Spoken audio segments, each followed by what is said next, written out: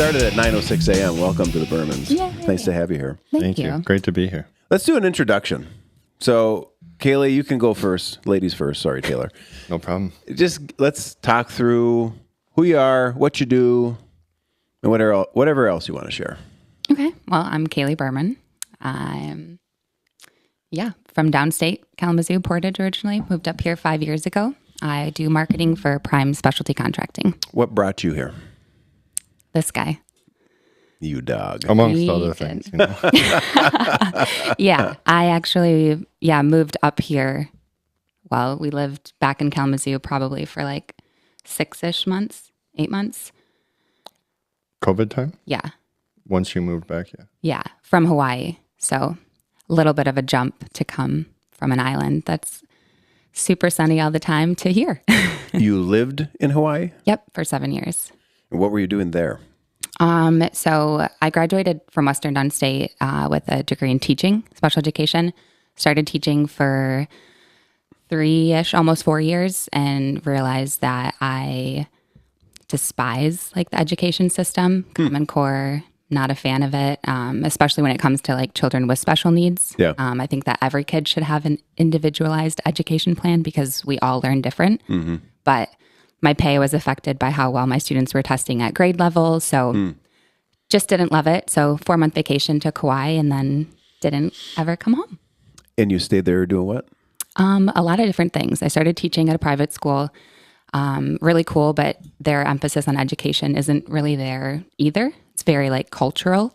And because it's so expensive to go like off island to school, secondary education isn't really something that is discussed unless they like get a scholarship or a sponsorship. So a lot of hospitality, bartending, studied wine, became a sommelier.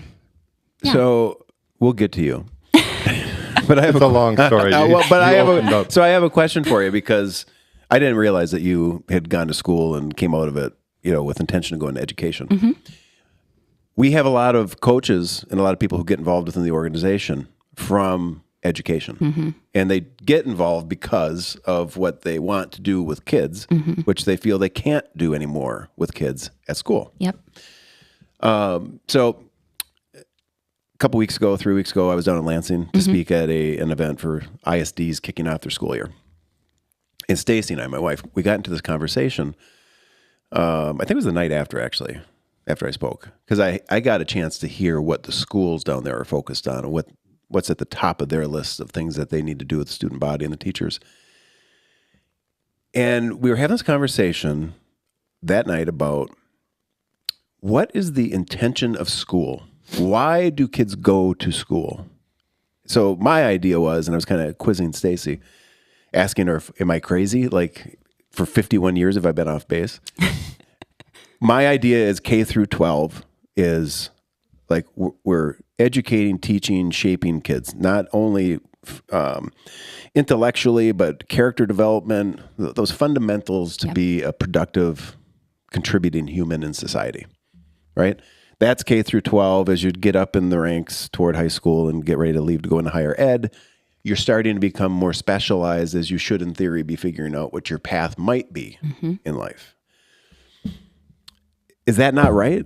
Like, what you were going to be a teacher, so what is school for? Yeah.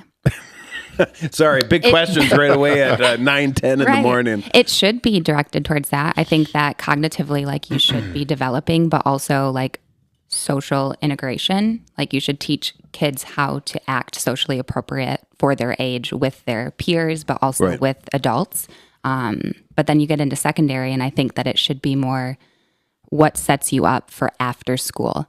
And even if you're a normal functioning individual, like, that should still be there. But especially if you have cognitive impairments, like, you may not be able to have as many opportunities for career paths and things that you want to do. So being able to at least teach them how to speak to people or buy their own groceries or live independently, like, that's what should be being taught. But instead, it's just a blanket of Common Core. You should be here at this grade level.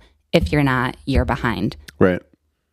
So to that note, especially with, let's say, kids with special needs, or anywhere. So let's say anywhere from between this end, kids with special needs, to this end, the brightest and most physically capable, the football stars. Mm-hmm.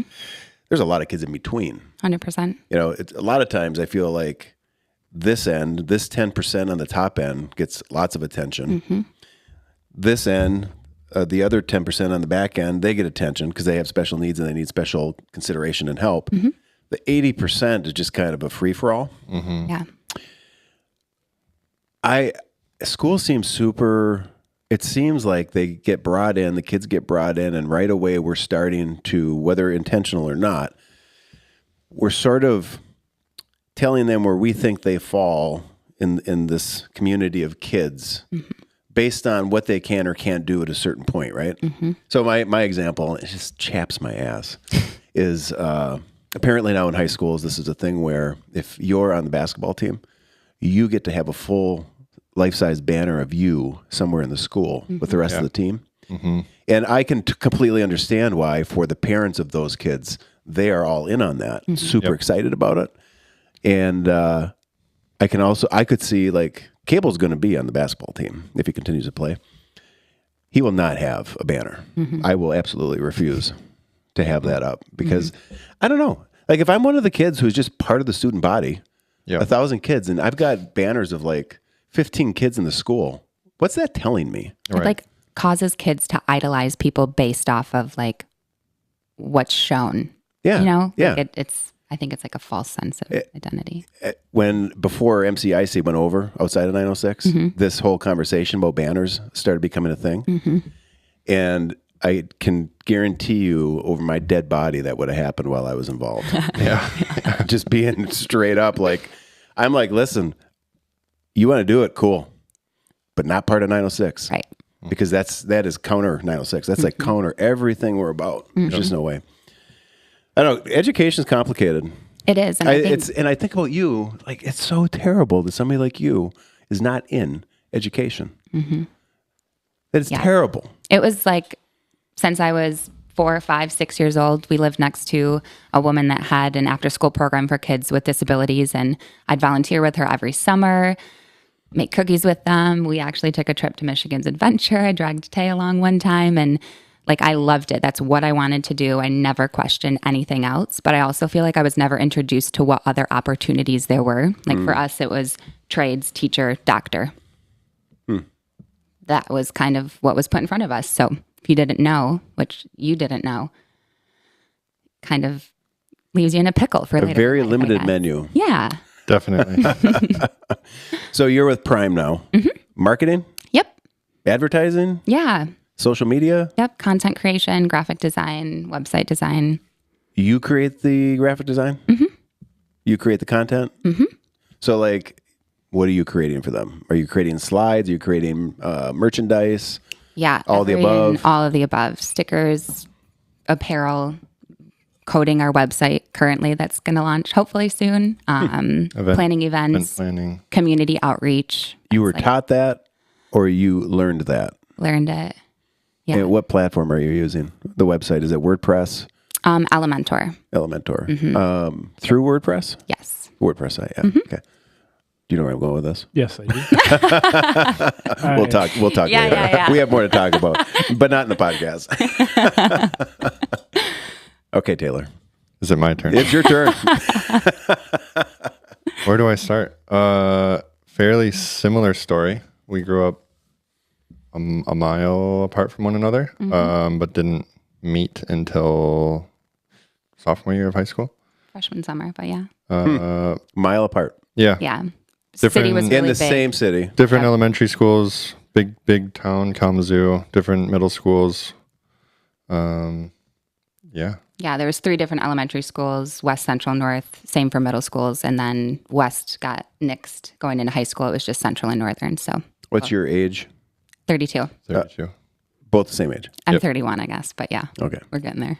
Older man. Yeah. Oh, you're 32 now. Am I? She's 32. Okay. Oh, wow. This just in. Kaylee Birmann's 32. Man, okay. 30 Okay. plus. Interesting. But didn't know each other. No. So you get to know each other sophomore year? Yep. Uh-oh. Funny. Don't. There's a story. There is, yeah. But what is Much it? like everyone. Was walking down the hallway in school, and she was walking with a friend, and I had never seen or talked to her in my life, and she walked by me and smacked my ass and said, Really? "Hello." Like not a smack, but like a little tap. Yeah, sure, we'll call it that. What was going through your mind? I don't know. I have ADHD, impulsive, hyperactive. So in the moment, thought it would be a good idea. Seemed like the right thing to do. Yeah. Our lockers are pretty close to each other. So Caught your attention clearly. It was the right thing to do, clearly. I mean, here we are on this podcast. yeah. So Yeah. it worked. That's funny. Yeah.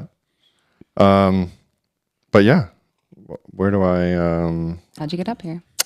Where'd you go to school? Yeah. How did you get up here? So you're not from here. Yeah, so started honestly through cycling. Like have ridden and raced bicycles for almost as long as my memory can serve. What style of racing? Mountain bike, road, Started crit, BMX? started mountain biking at like 7, which got into like racing from there, and then that progressed to I need more training. Where we grew up, there's really like 1 or 2 solid places to go within like a half-hour radius to go ride mountain bike, and they're pretty minimal loops. So after a couple of years of that, it just got really old and started riding on a road bike, and just like took off from there. But essentially, I think I was maybe 14 or 15, came up and did Order Shore, and just fell in love with Marquette as a whole, the community, the environment, like how much there was up here, and decided pretty much right then and there that I wanted to go to Northern. So that's what I did. I went to Northern. What'd you go to Northern for? Business. Well, started as outdoor rec, and then transferred over to business. Why did it transfer? That's honestly a very good question. I was like a lot of students, I think, that like you go to school or you start out going to school and you don't know exactly what you want to do. Nor should you really. Yeah, like just a interesting time in your life, right? And I wound up in business. So I have often wondered, now that I'm older, like, what are we thinking that we're telling a kid who's maybe 18 that you need to start making decisions right now that impact the rest of your life? That's insane. yeah, Yeah. It's a How do huge you make that to make. decision? Right, because your brain isn't even fully developed yet, right? I mean, I think of myself at 18. Oh my God, Yeah, I no way. should not be making decisions for anybody or anything. Yeah, But that's the model. Just crazy. It Anyway, is. okay. So outdoor rec, business. yeah. So what are you doing now? What have you done with the degree? I also work for Prime. Okay. I'm multifaceted role, I guess you could say.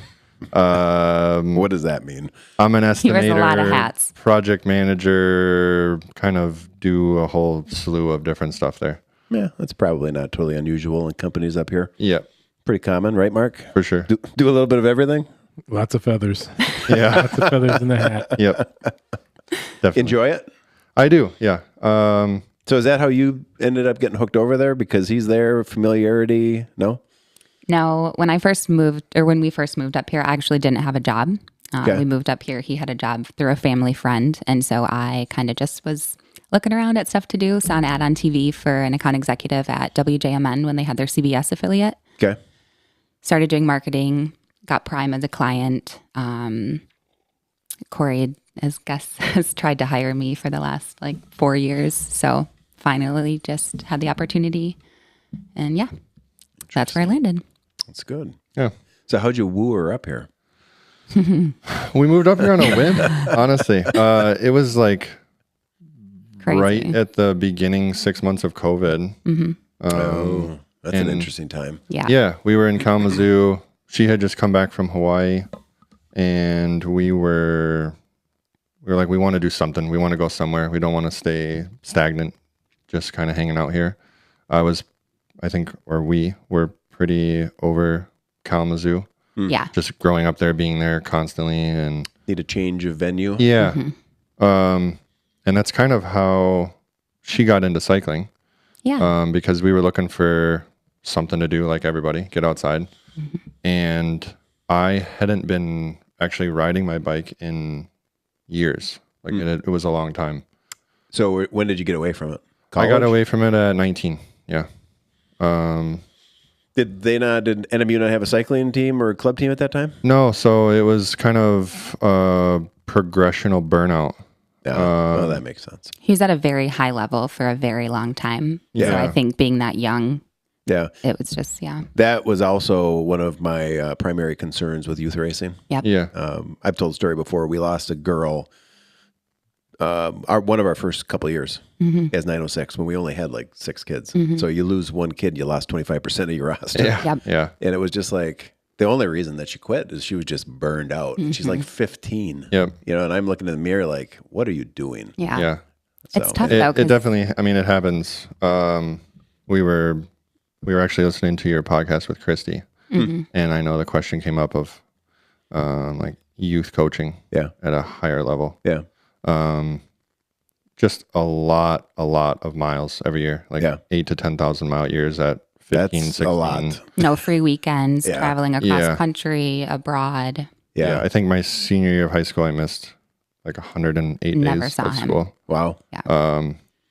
Yeah, it was a lot. So after that, it was kind of, I mean, the progression for cycling as a whole like that is you either go to school to ride on a team, you don't go to school and you go pro, or you essentially do nothing with cycling. And so that was Limited options. that was kind of how it went, Yeah, right? that makes sense. Was burned out and came to Northern and just quit riding altogether, which is odd, right? Like you Crazy. move to Marquette and go to Northern after loving cycling and then you quit riding. Yeah, but what year did you come up here? 20, well, it'd be, fall of 2011. Yeah. The trail, the push for trails, Sure. the notoriety of trails is nowhere Near where it is now. Yeah. Back then, I mean, it was kind of unknown. The locals obviously knew about it. It wasn't until like 14, 15 where they just started blasting it across the universe. Yeah. Yeah. Well, and if you don't have any friends up here that also ride, you're not going to be like, hey, Dan, Sean, you've never ridden before. Let's go out and rip the trails. Right. Like, Yeah, I came up here, got dropped off by my parents. No car. I had a longboard. I used to longboard to Walmart for some extra groceries. Works. And just like didn't know anyone. So How'd you get brought back to the bike? yeah, her. Like fast forward to kind of where we just left off with COVID and moving up here. Right before that, we had a spare bike that would fit her at home. And like I said, we were looking for something to do. So one day put her in some spandex and said, let's go ride this bike in the woods. And that honestly just kind of like exploded from there. She absolutely loved it. Yeah. Loved everything about it. And then within, I don't know, 4 months, we came up in August to visit some family friends. Yep. And We were watching the stars like out on a dock by the water. And it was like weird. It was like at the exact same moment we were kind of like, should we move here? And then we did like 2 weeks later. Yeah. We went home and found somewhere to live up here and Yeah. came right back. Blindly, we'll buy it. Okay. Did you do Crusher that year? No. No. I was just curious. That was a big year for Crusher. We just done the Crusher once or this year. Yeah, just this year. Just the one time. Yeah. No kidding. What was your introduction then? Was it Margie to the 906 events? Yeah. Or Well, First race was Margie Okay. last year, but like introduced to you all or 906 adventure team. I think when we moved up here, we saw Saw an ad probably a for bunch Margie. of posts about Margie. Had to have been around Probably. September, right? Right. And just went to the website and kind of looked at, Yeah.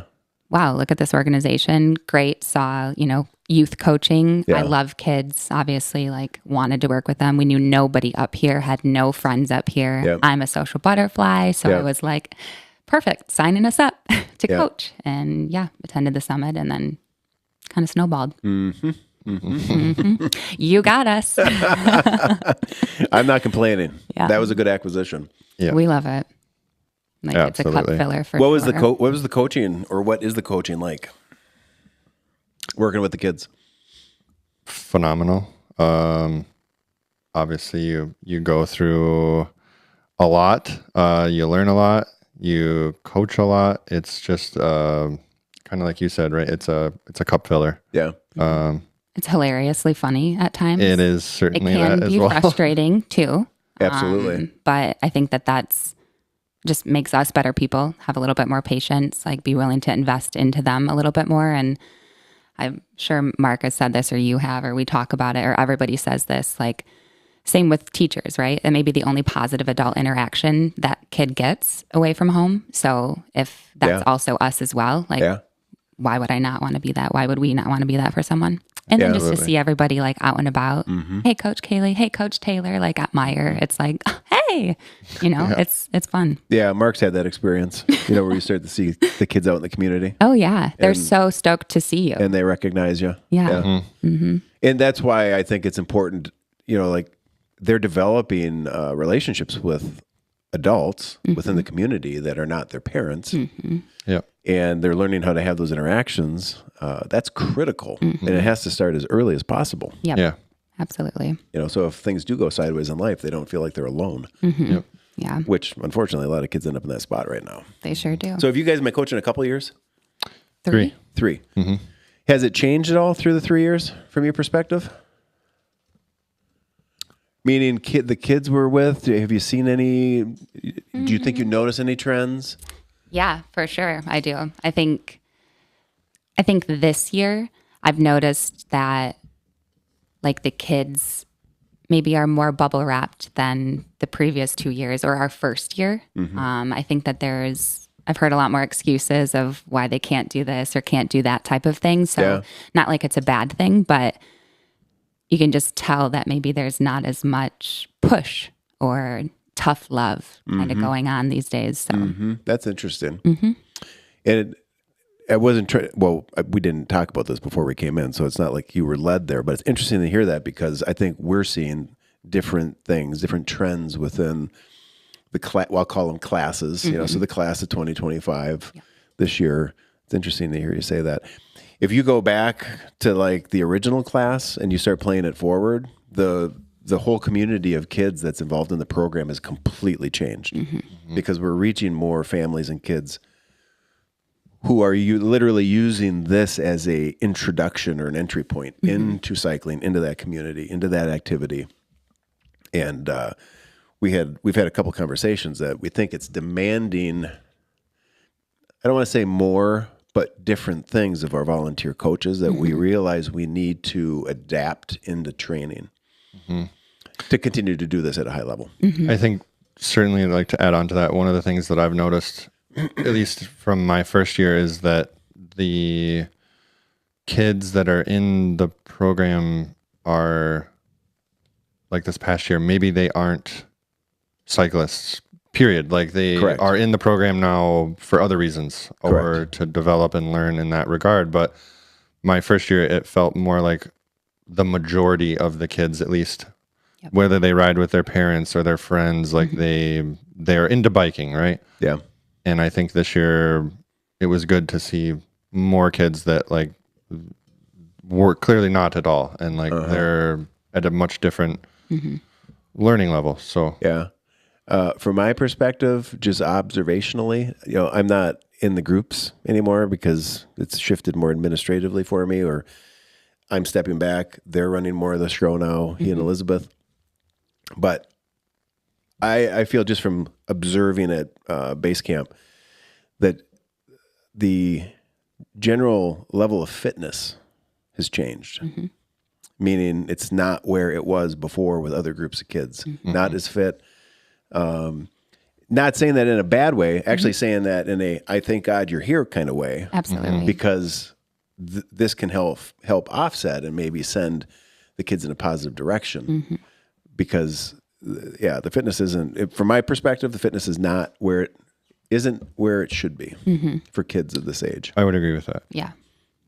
Just different than where we were at when we were kids, Yeah. you know, and that's not a crazy long time ago. Yeah.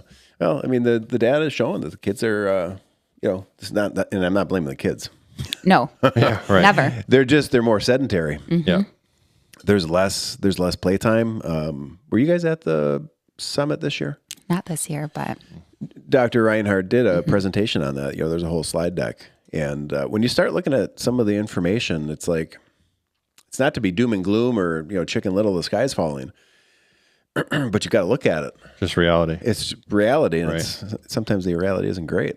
So much for kids to do at their house, right? Like the iPad talk. Like, Yeah. it just feels like that's a driving factor for them. And so to see more of those kids out there this year, Yeah. I thought was great. Yeah. As you guys know, one of the limiting factors for the program has been we can only bring in as many kids as the number of volunteers we have allows. So every year, I think we're capped at about 130 to 150 kids per night, twice a week, all summer. Actually, a bike club here in Marquette was bigger than it's ever been. We had more demand this year than we've had in any other year, so we had to keep adding spots. But it's still, at the end of the day, it's like, if you add in the running groups, it's 300 or so, 315 kids, and if you look at that as a percentage to the youth population of Marquette County, it's very, very small. That's why I'm looking forward to Gillespie Park, because, we're in East Marquette, and this will be open to the public, and it will actually open us up as an organization to more families, to more kids. Yeah. To a much broader part of Marquette County, because anybody can come down here, right. Right. and it's right next to the neighborhoods. Yeah. I think it's going to be a perfect addition. Yeah. I mean, we've been talking about how the park will also allow for us to do some programming that isn't bike club. We're not going to be able to run bike club here. It's too big to do that. But, clinics for adults, clinics for kids, skill development for adults, skill development for kids. That is happening outside of bike club. So lots of opportunity once we get this thing built next year. Oh, yeah. For sure. I'm excited. So let's talk about Crusher. Woo! That was your first one this year, right? Yeah. And She did polar roll, but Right. First crusher. sorry. Yes. Yes. This is our first crusher. You guys this year. did the 100? Yes. Yep. Mass start. What did you end up riding? We had a conversation about what you should ride. Bike? Right? Yeah. I rode. Mountain bike. Yeah, mountain bike. Okay. We Thankfully. passed some dudes on some gravel rigs and actually finished kind of close to one, and just watching them get off their bike, I'm like, yeah, I'm not a dude, right? But yeah, that's gnarly to me. What was your choice between? It was what and what bike wise? Just like standard gravel bike versus, it's a full suspension, but it's only got 70 mil in the rear, so not ideal, but much better than the gravel bike option. And I was very thankful that I did that. You went mountain bike also? Oh yeah. And you guys rode together? We did. Yep. So was it what you expected? No. And yes. No and yes? I would say yes. Yes. Well, okay, you say no. Why no? I guess I was thinking it was going to be slightly easier than Margie, and I did the 50 Margie. It wasn't to me. What part about you thought that? My whole brain.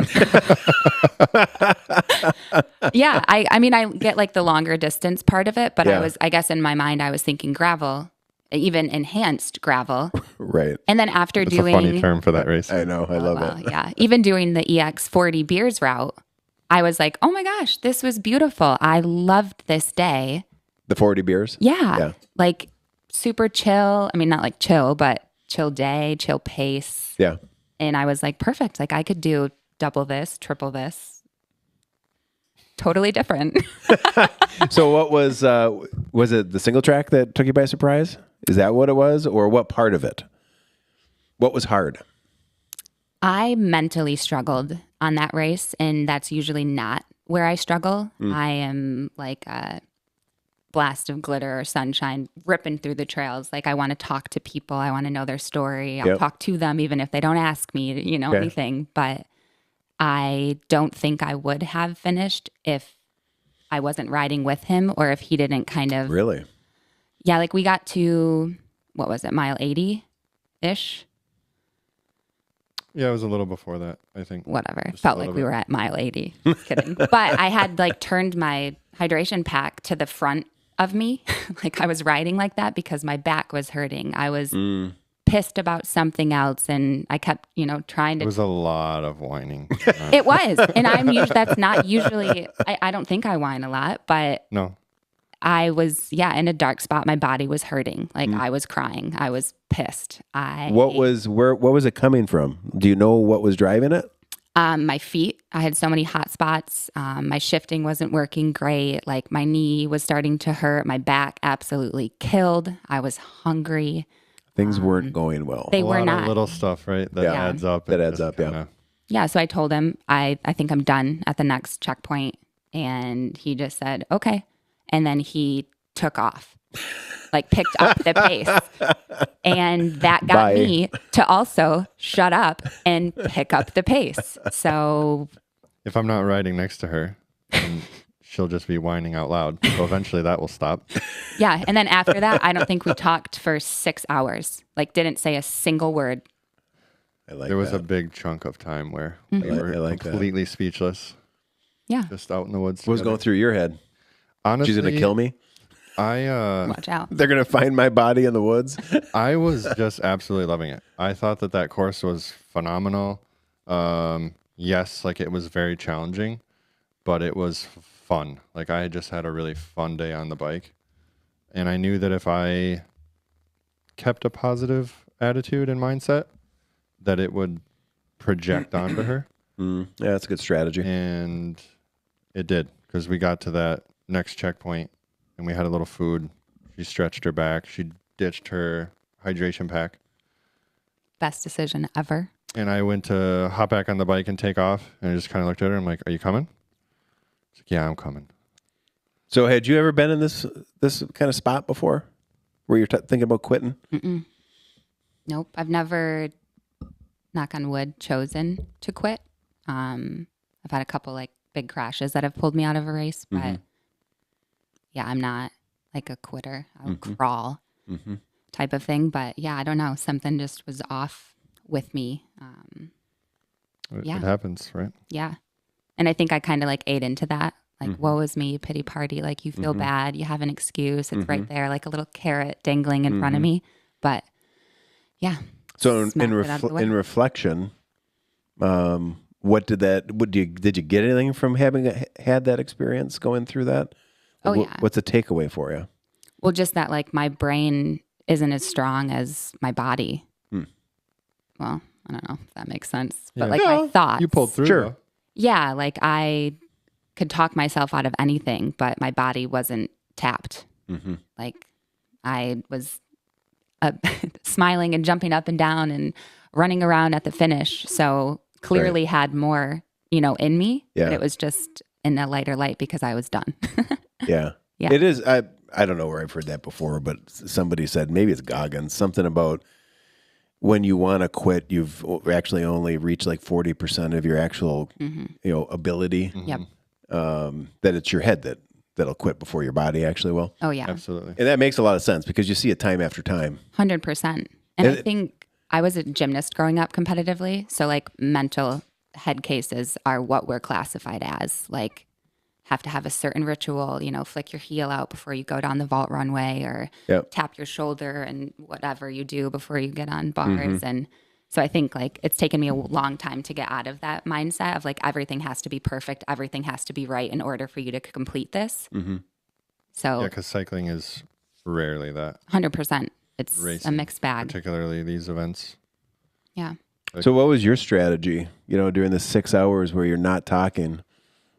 Did you have one or were you? It's the ketones. The strategy, honestly, I just wanted to finish. Like we said at the beginning, let's do this together. Let's have just as fun as possible day on the bike together. Had you done an event like this together before? So this was the first? Yeah. No, we had not. So this was the first. Yeah. Okay. Interesting. I mean, we obviously train together every day and like ride together often, but we had never set out at the start of a race really with the intent of like doing the whole thing together. There's a question. How did you get ready for Crusher? What did your training look like? Or were you just training in general to train and it wasn't necessarily geared at Crusher? What was the approach? Well, we had done lumberjack leading up to it. I think we just did a lot more mileage this year than in years past. Mm-hmm. What's your mileage at right now? Oof. That's a good question. I don't even know. I honestly, I don't know. I couldn't even guess. Quite a bit. Yeah. A few thousand. I have my phone on. I me. know. Are you look that up? Strava. Dun dun. Continue. We'll bring in the data here in a moment. Yeah. So yeah, we had been riding more, kind of geared our riding differently this year as far as like duration and how hard. Like a lot more base mileage, longer time in the saddle, less efforts. So more zone 2? Yeah. Yeah. But we really had nothing, like, first of all, had never done a Crusher. Yeah. And then having it being moved to Keweenaw, like, what do you expect, right? Like, okay, it's going to be hard. It's going to be long. It's going to... So you knew going in that because it's in the Keweenaw, it's going to be hard. Yeah. Well, we knew from friends that did the Crusher last year that were like, I don't know if I'll ever fucking do that again. Like, sorry, absolutely not. Like, so it was kind of like the one over at Munising? Yeah, it was Blake. Shut up. He was Birmann. he was just in here yesterday. Oh, I love him. He's great. Yeah. And it seriously like sucks about his liver because he's been doing really good this year. But Oh yeah, he took a handlebar to the liver. yeah, Lucky. Class 4 laceration. Yeah, he's lucky. Nar. Not good. Yeah, But I saw he's back on the bike now. yeah, he is. He is. He's still kind of licking his wounds from quitting Crusher. Yeah. Oh yeah. Yep. That was a sore one. But Yeah. other than training, I feel like, well, I hired a coach this year, Johnny Yonks. Yep. That's been really helpful for me. It's helped a lot with like my nutrition, which is something I've struggled with growing up a gymnast, especially being a tall one. Like I can't change my bone density, but you still want me to drop weight. So different things like that. But I think that's helped get me better, like eating more and fueling myself properly. I'm able to perform better, which is something I didn't really learn until recently. And I'm still new to biking and racing and all these long, crazy races. But yeah, lumberjack, like this year I'd never ridden 100 miles. And my first 100-mile ride was lumberjack. So a lot of this year was like, let's push ourselves. Let's do some crazy shit and see what we can do and what we like to do. But training plans definitely help. What can you leverage having been a gymnast in cycling or in these events? Anything? Mindset? Any particular part of training as a gymnast that's relevant? Yeah, I have a very, very strong core from gymnastics. I think I had like an 8-pack when I was like 6 years old and stayed until college, I guess. Right. So my core strength helps me like technically. Lots of power generation from the core. Yeah, and I think I have strongish legs. I'm no Christy McBride, but they're up there, you know? Yeah, I would say just like the mentality. Like I'm very competitive by nature from gymnastics, but it also is like camaraderie that is along with gymnastics. Like you do work for a team still, or you still like support other people, but I think it's a lot of overcoming. Like even doing the 50 Margie last year, I, in my head, was constantly saying like, you'll be lucky if you finish this. Like, this is so not up your alley. Like, what are you doing? But don't know unless you try. And yeah, did it. Yeah, you did great. Yeah. And you thought Crusher was going to be a little easier than that. I did. Yeah. I don't know if sometimes I'm way out there with my thoughts. No. It don't make sense to anybody else but me. I don't think that you're that far off the norm. I think there's just a lot of assumptions around Margie. Based on its reputation and frankly how hard it actually is. But I think that especially this year's Crusher was sort of a level set, like hold up. Yeah. Oh yeah. Yeah. Well, and just not knowing what to expect. Yeah. I think that's why I was like, I feel like Margie. Yeah. Had you guys ridden in Copper Harbor before? Never. Okay. Never had ever ridden up there. Ever. Well, Yeah, for cyclocross, but it was in a grass field somewhere. So The Yeah. Trails End parking lot. yeah. Yeah. Not Crusher. No. It was the start line of Crusher. Well, we'd run the Crusher up there before. We hadn't even used any of the single track or gone out around the point. But I mean, Mark and I have obviously ridden a lot up there because Project of Interest left from there and then went around the UP and went back up there. So I've ridden a lot up there. He's ridden up there. We went into it knowing there's no way to run an easy event in the Keweenaw, nor why would we run an easy event anywhere. You know, it's the 906 Adventure Team. Yep. We'll leave easy for somebody else. Yeah. But I do think that people came into the event under-prepared for the mental onslaught that was ahead of them. That definitely plays into what I heard all day on the bike. Oh, yeah. I can only imagine what my the gosh. conversation was out there. It was So interesting. funny. Yeah. Yeah. Particularly from the guys on drop bar bikes. Yeah. Yeah. I mean, it's not like we didn't share the information. Yeah. Fair. We put it out there. We went to great pains. We ran full podcast episodes dedicated to the Crusher. Yeah. Yep. Yeah. And push it. Like you can only I'm not gonna show up at your house, knock on the door, and be like, "Hey, you want to sit down and talk about Crusher?" Yeah. That's literally the only thing we didn't do Right. was make house calls. Yeah. Yeah. I, as a person who's run events for 11 years now, I sit back and I still chuckle at what are people doing when they sign up to do something? Are they that lulled into events that are just running this monotonous format and tradition that you really don't have to prep? You could literally just show up and finish it. Is that where we're at, that we're such an anomaly that most of the events are literally just show up and do it? It's not a big deal. I think so many people, I think there's a lot of people out there that are looking for an accolade after they do something like the races that you put on. Mm-hmm.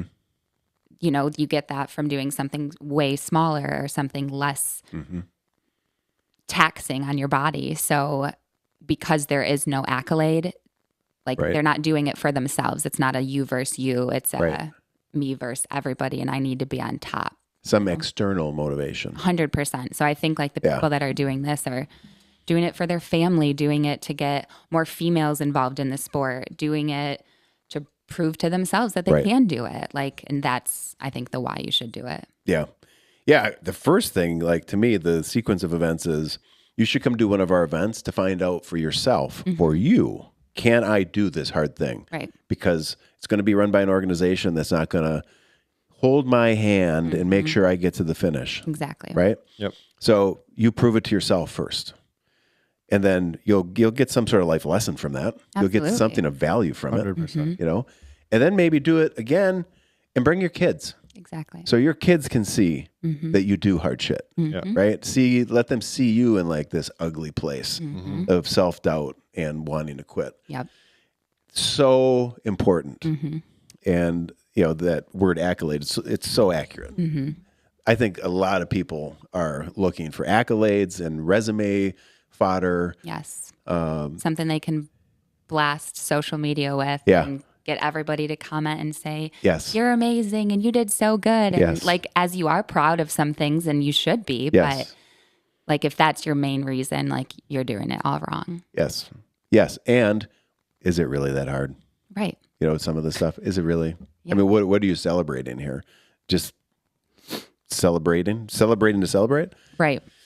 Yeah. Well, and there's so many different definitions of hard. Something we were just talking about last night was all of the amazing people we've met Yeah. through the organization, through the races. Some of the people that I've met through 906 are some of my closest friends Yeah. today. Yeah. People you ride with randomly, it's just really cool. But you also have no idea what dark spot they're in. And what they're in life, you mean? overcoming. Yeah, Yeah. until you build that initial relationship Yes. and then you get to learn more about it down the line. Yes. Even us, you didn't know who we were or what our story was until you got to know us more, you Right. know, and it's like that with everybody. So It is pretty fascinating, this group of people that is much bigger than it was when I first started. I don't know why it is, but not everybody, but there is a large percentage of people within our community that have gone through really dark life things. I mean, I can think of guys or gals, substance abuse, divorce, lost a sister to cancer, wife was hit and killed by a car, brother, Brett, Yep. racing accident. Yep. We lose him. Abuse, neglect. 100%. And I didn't, when I started running the events, I'm just thinking we're going to run events. And I'm going to run them the way I think an event should be run. And if people come, great. And if they don't, well, I'll find something else to do. But then it's opened up like this community of people. You get to know them and you get to know their stories and you get to know what they've gone through or what they're going through. And it's like, God damn, Right. I think this a lot of times is therapeutic for people. Absolutely. Definitely. To work through that stuff because that stuff that they don't get to talk about, that they feel isolated with, this is the actual hard stuff that we do this for, to do that. Yes. Right? 100%. Yeah. Gives me goosebumps. Yeah. Blake was in here. You mentioned him. So one of the things he's talking about is, am I going to do Margie or not? Because he has that lacerated liver. And one of the hard things, if you're a guy like me who's been out preaching, do hard things, finish what you start. There is no finish line. You could become, I've been compared to Goggins, which of course, no. You got much better hair. I have to try to go bald one of these days. But, that comparison's been made, and I actually have never cared for that comparison. I've read his books. I think he's great. I think that he resonates with a certain community of people, but it isn't necessarily ours. And the thing I struggle with is you should always have a nuanced message. And in doing hard things, like for Blake, sometimes the hard thing is to not go do that hard thing that you want to do, like the Margie. Yep. But it's hard to say that. Yeah. It's hard to accept that. It is. Yeah. People don't want to accept it. Yep. But sometimes that is what you have to do. You have to check your ego.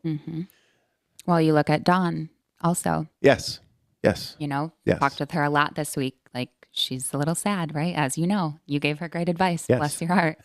But like, it's a big pill to swallow, especially when you put so much time and energy to plan and preparation and rug gets pulled out from under your feet. But yeah, it's, it's unfortunate, but shit happens and you have to be able to roll with the punches. Absolutely. And you just, recalibrate. Okay, what's next? Well, right now recovery happens to be next. Yeah. Right. And she's young. She's got many Margies ahead of her. 100. Yes. She's got kids. Yes. That need her. Husband. Yeah. Setting a good example for them. Yep. Where the hell? Can you hand me my phone right there? She sent me a text this morning. It's funny that you bring her up. So she, how she was doing her updates? Yeah. Yeah. But I want to make sure I quote this right. So her. We love you, Dawn. We do love her. She sent me. Okay, there's a picture. Day I think I have the same picture. Day number 1. Yeah. Right. Here's my return response to her. Day number 18,798. That's 51 and a half years old times 365. Love that. Yeah. So we had a little back and forth on that. Like my whole point is people talk about starting stuff tomorrow or today or, God damn it, next week I'm going to start getting ready for Margie. Yeah. That's going to be day number 1. It's like, listen, January 27, 1974 was day number 1 for Todd Paquette. And everything that Todd has done since then, all 18,000 plus days, it's all part of that journey, right? Yep. They're all interconnected. Oh, yeah. So you got to do Crusher again? Absolutely. You're going to do the big one? Yeah. I think so. 175 or whatever it is. Define big one. Yeah. The 175. Yeah. Yeah. Yep. That's the one I'd do next. I would, because it's gnarly. Oh, yeah. And in that experience, I think the venue for Trails End was great. I loved it. Agree. Yeah. It's so pretty up there too. And like, obviously first time riding that single track, loved it. Yeah. But then to be able to like see the sunrise and sunset on Mount, whatever it was called. You up on Brockway you're talking? Yeah. Yeah. Beautiful. It's beautiful up there. You guys, if you get a chance, you should go up there in the fall. Yeah. I definitely would like to go back up just to do some riding, some camping. Yeah, the views up on Brockway and stuff, or Highlands Highlands. in the fall, just blow you away. Yeah. Blow you away. So for next year, we've started working on crusher routes right away after this year's event. And next year, from talking to Kiko and kind of watching the Trail Club updates, they're extending out that single track around the point. Oh, really? So you'll see some new stuff next year, Sweet. which will be cool. Yeah. And we're going to run all of the events will be directionally aligned next year. We got to figure out how to do that for the 40 because going through Copper Harbor, going through town in the morning is something we're trying to avoid, but we'll figure it out. You will. We'll figure it out. Would you ride the same bike again, or would you ride a different bike if you do the big one next year? Well, I only have options that I own, so Yeah. I would probably ride the same bike. Okay. Is there anything that didn't work? Like any gear or any part of your setup that you're like, I would change that next time? Personally, no. I felt pretty good with my setup. I felt comfortable. I would have liked a little bit more travel in that first 25 miles, Yeah. but it was what it was. I mean, Yeah. Did you have hydration packs, right? You had a hydration pack, did you? Yeah, we did. What kind of pack is it? Usui. Yeah. That's what I was thinking. I couldn't remember the name. Yeah. I just remember what it looks like. Yeah. That worked for you? Did you Yeah. have water on the forks or anywhere else on the bike? Yeah, we both ran 2-liter Usuis with 2 bottles on the bike. Yep. And then we rode with that setup all the way to mile 60. 50 or something, whatever the before first checkpoint. Our first Okay. refuel. Oh, yeah. Yeah. Parents were there? His. Yeah. They Sagging? sagged for us. Okay. What do they think of it from a SAG perspective? They're obsessed. they are. Like Taylor's mom, she has been sagging her entire life. Like him and his dad used to ride and race together. So she's just the SAG girl. Yeah. That's what she does. Yeah. And I think she likes that. Lifetime support crew. Yeah. Yep.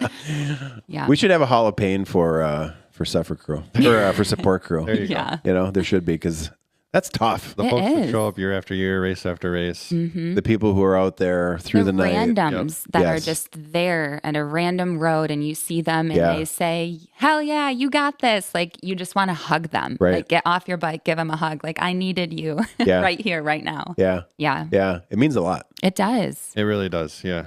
You can get a hell yeah from somebody you don't know. No. And you're like, hell yeah. Yes. Just when you need it most. That's what I needed. Thank you. That's what keeps you going. Yeah. Yeah. It does. From a for sure. complete stranger. Yep. 100%. The Keweenaw was, they as a community really welcomed the event, Oh, yeah. which was really cool. Open arms. You know, we had meetings with Cork. We're going to continue to meet with Cork, that outdoor rec committee. Copper Harbor, all the towns. Yeah, they were fantastic. So that's really positive to see. They got a good thing going up there. Oh, yeah. Yeah, definitely. And it's beautiful. Like it is Absolutely so gorgeous. pretty. like It's an- just cool. You cross that bridge, it's like you're going into another world. Yes. You know, over by Houghton Hancock. Pretty awesome. Little It does escape. feel like that. So what's tell me about Margie this year. What are you guys doing?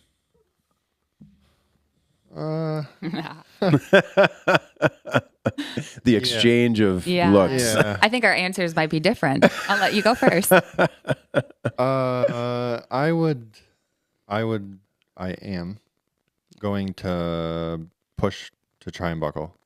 And we'll see how that goes and give it my all. Calling himself out on the Made Up podcast. And we Yeah. love that for you. Yes. Yeah. I like it. I like that. That's bold. Yeah. It's a bold move. I'm feeling strong this year. Feel like you got a good handle on the course. Yep. We've been out chunking sections of it and seeing Rickles. lines and your favorite. I like those trails over there. On Honestly, it is like, it's just some of it. You're like, screw you. Yeah. Like, why? Damn you. Yeah. Yeah. Yeah. We live in Ishpeming now. So we take advantage of being right on Rambo.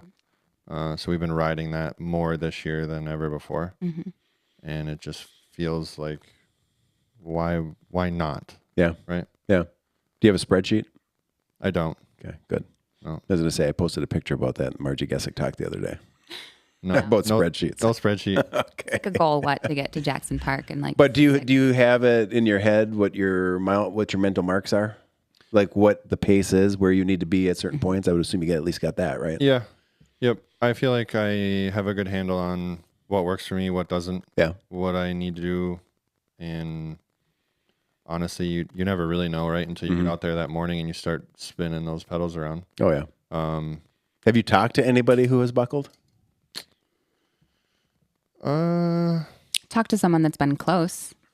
Yeah. Who's Right? that? Ryan Oh yeah. Mock. I've talked to Ryan a little bit. He's missed it a couple times, but he's a super strong, solid rider. Yeah. And then like, what, Ben? Has Ben buckled? Alter? Not the I don't 100. think Not so. the 100. Okay. Maybe the 200. Yeah. Did the Outback last year. That. Yep. 200, yeah, I think you did. Not 100. Yeah. Yeah. Good. You got it. I can't wait to see. I'll be there waiting for you, whether it's 12 hours or 20. I got redemption from last year, so Yeah. Redemption from last year, meaning what? For him. yeah. I was like really stoked about it last year. Less training going into it. Way less. Yeah. And then literally the week leading up to Margie, I was out west bird hunting. And on the Wednesday before Margie was severely dehydrated and collapsed, Ooh, passed out. really? Came back home on Thursday Jeez. and then just tried to... What the hell was going on out there? What kind of bird hunting are you doing? I bird hunted. I've never become severely dehydrated and passed out. I mean, far out west, North Dakota, super hot. Pheasant? Grouse, sharp-tailed grouse. Okay, so you were going for sharp tail. Yep. And yeah, just like didn't think about it in that regard. And Do you hunt here at all? I do. Yeah. Whitetail? No whitetail. No, just bird? Just bird. Turkey? I have not up here. I have turkey hunted, but I don't often. Elk hunt? I would like to. Me too. Not So would Cable. Yeah. Yeah. You're not a hunter. No. Mm-mm. No hunting. I'll shoot guns all day, but not a hunter. Yeah. Shooting guns is a good thing. Yeah. I love That's shooting. a good skill to develop. It is. Absolutely. It is. Truly is. Yep. So what's your goal? My goal is to finish. Yep. 100? 100. Okay. Yep. Did the 50 Last year, 50. and did it at like you're just going and you finish when you finish type of thing. What happened? Did you like face plant into a tree last year? No, I didn't. I just remember seeing a bloody face. Yeah, it was right before Jackson Park, and somebody, I don't know, there was like some rocks that had come up and hit my face or my glasses, and I think that just bonked my nose. So Really? I started bleeding, but It was debris kicked up by somebody. Yes. You didn't know, shit. right? No, I had no idea. Somebody came up to you and was like, "Oh my God, are you all right?" Well, I could taste some iron, but I was like, I don't know. Is that because I'm doing this, or is my Right. tooth bleeding, or who knows what's going on, right? And then I think I wiped my nose and was like, okay, yeah, Keep going. yeah. That's about it. Just a bloody nose. Wow. But made me look really badass. So Yeah. I think I might have saw you when you were bleeding. yeah. Yep, I think so. Yeah. Over at Jackson Park, was it? Yeah. Yeah, I saw you over there. Yep, just pulled in and then took off. Do you have a goal time? It's so tough to say. I would love to finish, I don't know, before 16 hours. Okay. Like, I was going to say, do you have like a wishful thinking goal? yeah, I mean, 16 would, I still think, be super solid for me. Yeah. 14 would be one hell of a good day on the bike. Yeah. But Yeah. yeah, I'm going to push hard in the daylight. Yeah. Night riding's not my strong suit. So yeah, Just finish. just finish. That's Yep. a good place to start. Yeah. I just want to show like I'm newer to biking. I haven't been doing it for a long time. I'm still learning so much and just want like other girls to do it. Yeah. Like it's been cool coaching MCIC because a lot of those girls do it. They're fast, they're determined, they're not scared. So if I'm coaching them, I feel like I should also be able to say that I've done this or I've tried this and things like that. Support crew's going to be there? Yep. Lifetime support crew. Lifetime support crew will be there. What would you, if maybe you get questions like this because you're from downstate, right? So if, let's say you've got an acquaintance, a friend, family member that hasn't done our events or hasn't done 906 events, and they're like quizzing you and they're just trying to get like a sense of like, what's this all about? What would you tell them? Have you ever been asked the question? Do you get quizzed? Oh yeah, by my mom, Amy, all the time. Okay. Yeah. And what do you tell mom? Or what is her curiosity, first of all? Well, she's curious if I think she can do it. Okay. She's very fresh into mountain biking. Okay. Just did the Ore to Shore for the first time, and that's, mountain biking. But we did a Because Trails camp up here to kind of get her more acclimated. And like Deb Leaf, all of those people are coaching. So they're talking about the Margie and riding up in Copper for, Trails Fest or Harbor Fest, whatever it is. And she's like, well, could I do that someday? Like what does it take? And physically, like she's done Ironman. So she has More than the enough fitness, capability. Yeah. but she is a head case. Like, so Self-doubt? I always, self-doubt, lack of confidence. And she just doesn't have any reason to be. But can I do it? And just telling her that the hardest part will be the mental toughness. Yes. Like it's going to suck. You're going to try and talk yourself out of it. But Yeah, I mean, you can't. everyone knows going into it that it's going to be physically demanding, right? Mm-hmm. You're not signing up for it and thinking this is going to be easy. Mm-hmm. I think the hard part is you just don't know where mentally you're going to go. Yeah. And then How do you pull yourself out of that dark cave you've been in for the last 2 hours? happens? Yeah. Yep. Yeah.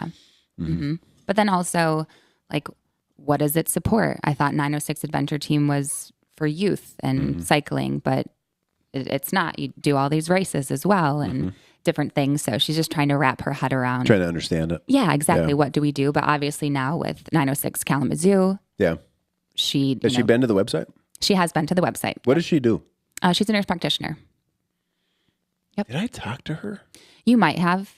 I think I did. Yeah, we're very similar. Like talk the same, laugh the same. She's just blonde.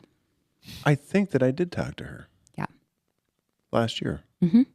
About the team when I was going there. Yes, because like Gabe was posting about stuff. Yeah. And she we've was talked. asking, a bunch of questions about it. She had started like a Healthy Kids running series down in Portage like a while ago and loved that, but didn't want to be the leader.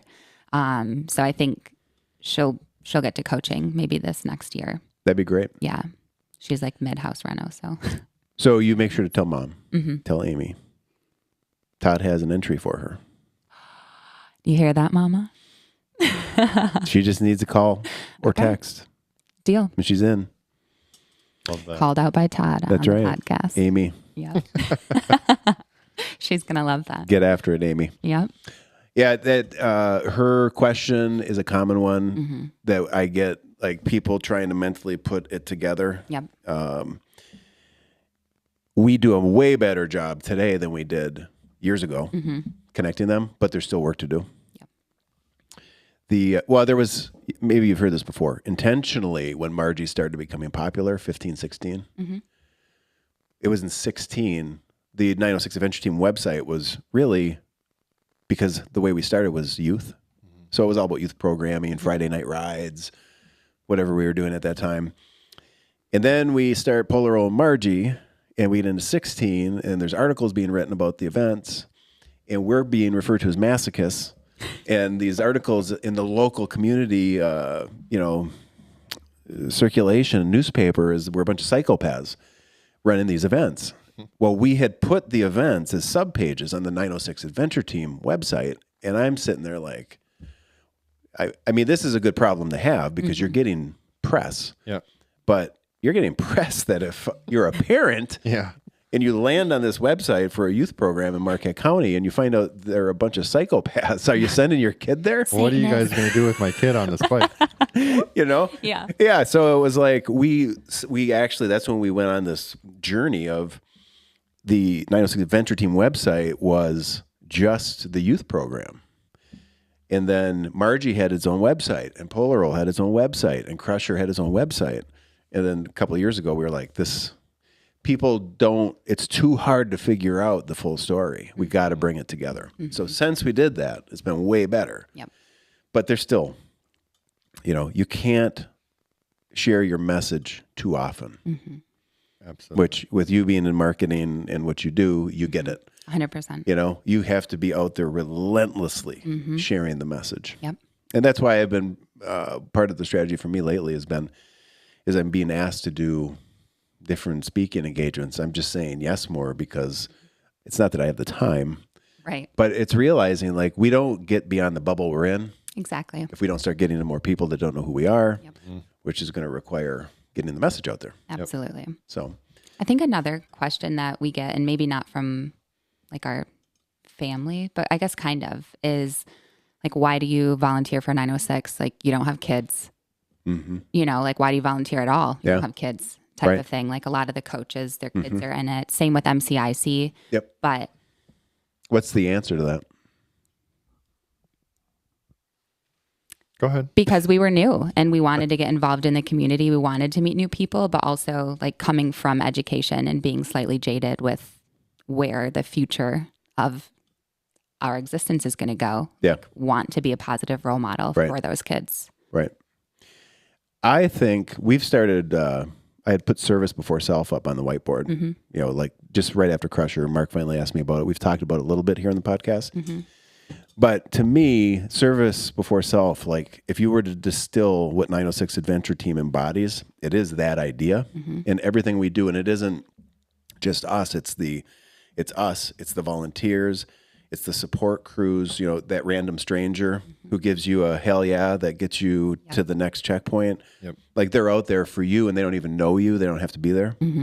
So one of the messages I really want to start hammering on is take an inventory right now of your life and of all the things you do. And just have two columns. And one is self-serving and one is serving others. And just start making a list, right? No judgment here. Do it alone at home. You don't need to tell anybody. Yep. How much do you do to serve others? You're getting nothing from it. I mean, you are. Yeah. The hell yeah guy, Right. if he helps you get to the next checkpoint, he gets something from that, right? Yeah. So, but my point is, you should have a healthy list in what you do for yourself and things that you do for other people that you stand nothing to benefit from. Yep. And that's what I think, like for you to show up and the coach for kids when you don't have kids in the program, that's literally like the genesis story from this organization because I started it and for years my kids were not even part of it. And, I had people ask me, adults, why are you doing this? Yeah. You don't have kids. Yeah. It's like, yeah, I do. These kids are my kids too. They're in my community. Yep. Yeah. Exactly. Right? So we need a mindset shift because if you can just start looking at and broadening your perspective of who you really are obligated to, it changes everything. Absolutely. Yep. Well, and just to show people, like, you don't have to have kids to volunteer for your community. Absolutely. Like, I think that more younger people should get involved in the community. Like, you live here, you take from here every single day. Absolutely. Give back. And it's not like it's a lot of time. Like, No. I might be an anomaly. I do a lot of community outreach and involvement, but I love it. It's such a passion. So yeah, even 1-2 hours a week to volunteer for something, or don't even volunteer for an organization, pick up trash in the trails or Just drive do the something. road. Anything. Yeah. Yep. How many, if you could guess a percentage, coaches across the org that don't have kids? Or even if you could just think like Marquette Yeah. centric. Excuse me. I would say in Marquette I'm guessing we're 50-50-ish. Yeah, that's wild. Yeah. 50-50. Yeah, Yeah. that's higher, I guess, than I would have Thought. thought. Yeah. Yeah, that's probably higher now than it used to be, because I think when we first started, it was families, Yeah. parents and kids together, Yep. more of the traditional sport model. Yeah. Well, it's easy. We're all doing the same thing tonight. Right. Yeah, and it Yeah. might be even a little bit lower than 50% that kids or parents, coaches that have kids. Because I'm thinking about how our registration rolled out this year with Yeah. early registration on Friday. Right. I don't remember if that number jumps out at you, but I feel like it was lower than 50%. The number of kids signed up? The number of coaches that don't have kids, I feel like it's a little lower than 50%. Yeah, I could see that. That would make sense to me. Yeah. That would make sense. Interesting. What do you tell somebody if they ask about the events or why you're involved or whatever questions you've been asked? Honestly, it plays in hand with what Kay is saying here. I mean, being able to help develop or shape children's lives that are in our local community, pushing them to be the best version of themselves that they can be. I just think it's genuinely really important. Growing up young and riding bikes, like getting into it, I think it greatly helped develop me into who I am today. Yeah. Specifically, like mental fortitude. Yeah. I can see direct translations in my everyday life that I know I draw from those experiences. So if I can help present those to kids now, it's only positive, right? Right. How do you, so your perspective as a youth is unique. You're traveling, you're riding and racing at a high level. When you look at, let's say, the Marquette Adventure Team or the program in general, that programming, that experience is way different from what you were doing. Yeah. I don't know. I'm curious your take on it, like how the two worlds compare, how they're different. Well, I think that the brass tacks of it is like, if you're obviously riding a bike, I guess I'll say, if you're on a team or a higher level, that's obviously much different. But getting on a bike, throwing a leg over a bike, going out and riding, whether you're alone or with a group of people or your mom and dad, whatever it is, you're going to face challenges. Yeah. Challenges Adversity. are going to present themselves, and you're going to have to figure out how to deal with it. Yeah. And whether that's on a small scale or a big scale, you see it all the time in 906, right? You see it as a racer. I just think that there's a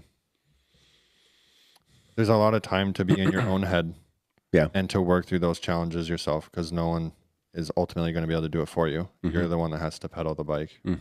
And do you think that what you learn on the bike, those experiences of powering through difficult headspace, difficult trail obstacles, has that, I think I know the answer is going to be, but that correlates somehow positively into life in learning how to overcome challenges in day-to-day life? I absolutely think so. Yeah. And you think so too as an educator? Oh, yeah, absolutely. I think the more uncomfortable you make yourself, the better you are in anything, realistically. Like, it doesn't have to be discomfort, but you just have a different thought process, or you have a different kind of confidence to be able to get through things. But I also think confidence is like a huge thing that is is different. Like, if you're on a race team, I think that your ego can excel you, or you can fail. Right. Or if you're, super self-conscious and you don't have confidence because you're constantly comparing yourself to other people and how fast or where you're lining up compared to them and their wattage and XYZ, that isn't like 906. Like, those kids making it up Kirby's the first time or going down it for the first time. Like, they will tell that story the entire rest of the summer, the first 6 months of school. They'll walk the trails with their parents or maybe go for a ride, and they'll be like, that's the hill, or like, Right. I did that last summer. Like, it's such a core memory for them. So Yep. then I think it automatically becomes a core memory for us. Sure. Like, no matter how frustrating that one kid or a couple of kids may have been, whether Yeah. they're playing or don't listening or they're just having an off day, Mm-hmm. like, you pour a tiny bit of yourself into them and you've got them, Mm-hmm. you know, and then they feel like they've got themselves. Sure. Particularly if like the child had to work for it. Mm-hmm. Like for example, you go in week 1, they can't climb Kirby. Mm-hmm. And then maybe by week 3 or 4, maybe it's the last week, they are able to do it. Yeah. It feels like they can be honest with themselves and know that, you know, I was motivated enough to continue to try to do this thing. Yeah. And I was now able to do it. Mm-hmm. That's going to directly correlate to their everyday life. Mm-hmm. If they're presented with a challenge, they Mhm. might take a different approach to it now, Mm-hmm. having been through that, right? Mm-hmm. Well, yeah. I didn't get it this time, but if I continue to try and put in effort and push myself, then I can get through this too. Yeah, I think if culturally, which this is 906, if the minimum expectation is you're going to try, Mm-hmm. we don't care if you can do it or not, Yep. but you're going to try. Mm-hmm. And regardless of whether you can or can't, you're going to keep trying. Mm-hmm.